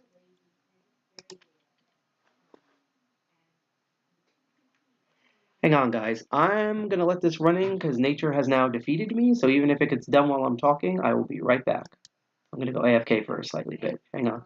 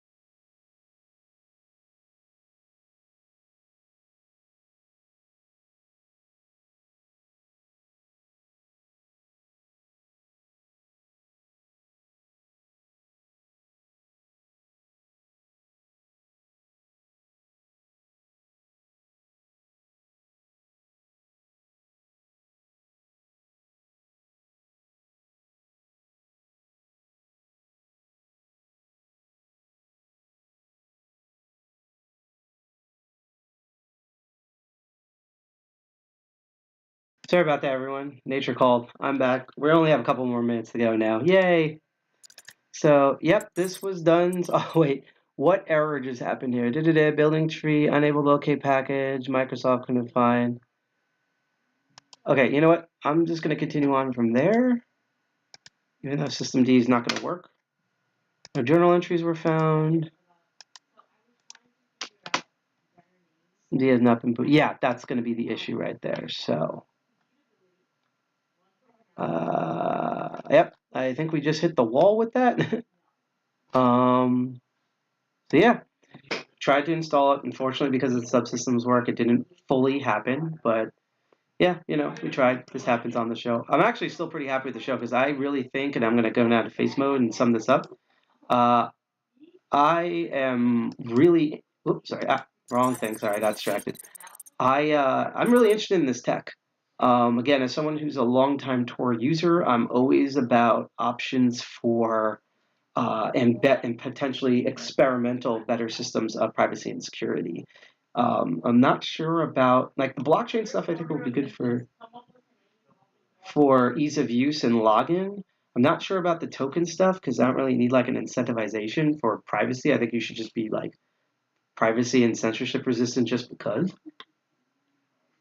But I also understand that everyone is, and again, I feel like by trying to gamify it, it's like I don't think that many people will jump towards gamification if they weren't in the first place. But I really do like the tech behind it, and I like the options it gives people, especially because even though I use Rise Up VPN and Proton VPN myself as a centralized VPN service, traditional one, I do understand and I'm very aware, which is why I have certain use cases for them.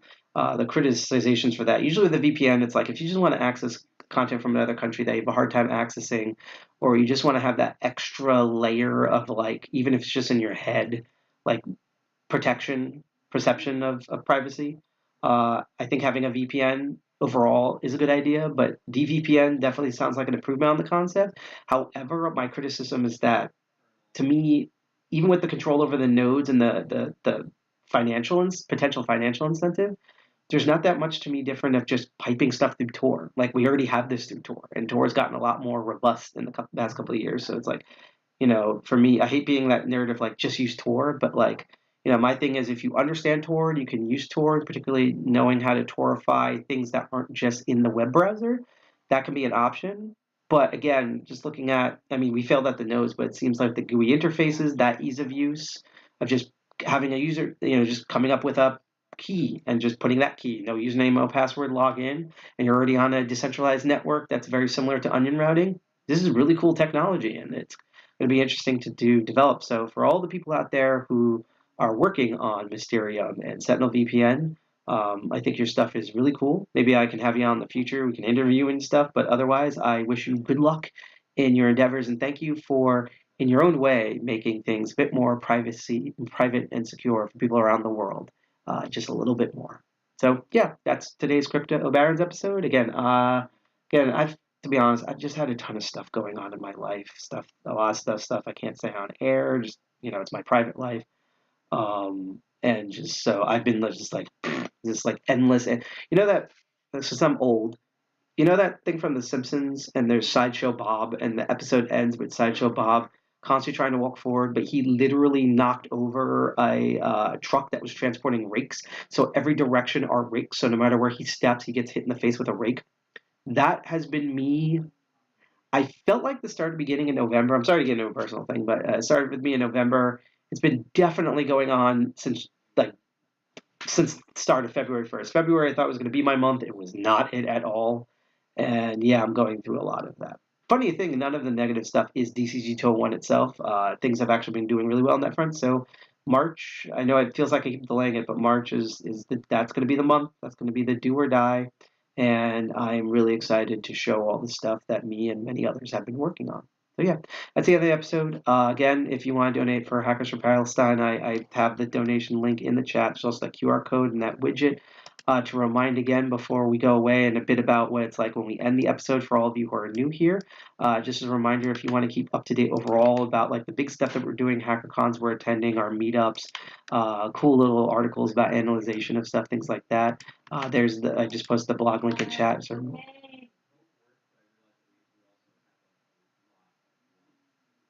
Okay, Medium blog.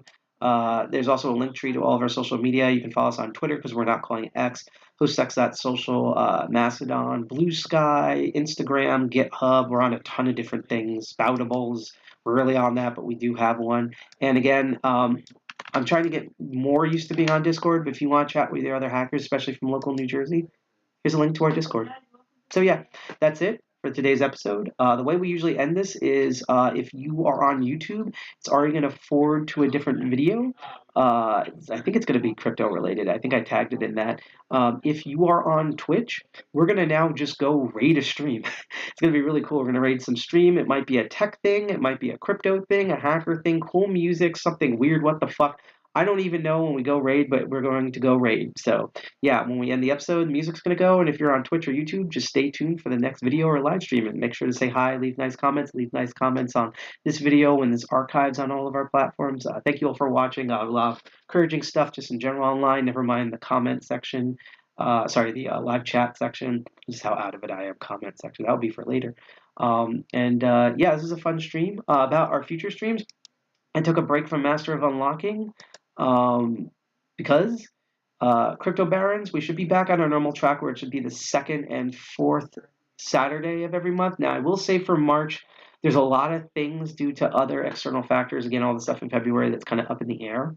But if everything goes right, we should have an episode on the 9th and an episode on the 23rd. And one of those episodes will finally be the blockchain social media. And we're going to finally look at Nostr because I have a really cool surprise for everyone with that episode. Something that we haven't done ever on the show before that I've been wanting to do for ages. But for the 9th, one of the other two, we're going to be covering a different topic. I also know that in April, we're going to be covering a lot of like scientific and medical stuff. So that should be really neat. And then it's just going to be really cool stuff going on for it. So anyhow, I'm going to go end the stream, eat, nap, and stuff. It's just a great episode. Thank you for watching. Stay tuned for, if you're on Twitch and YouTube, for next Sidepocket. One of two co-founders, DCG 201.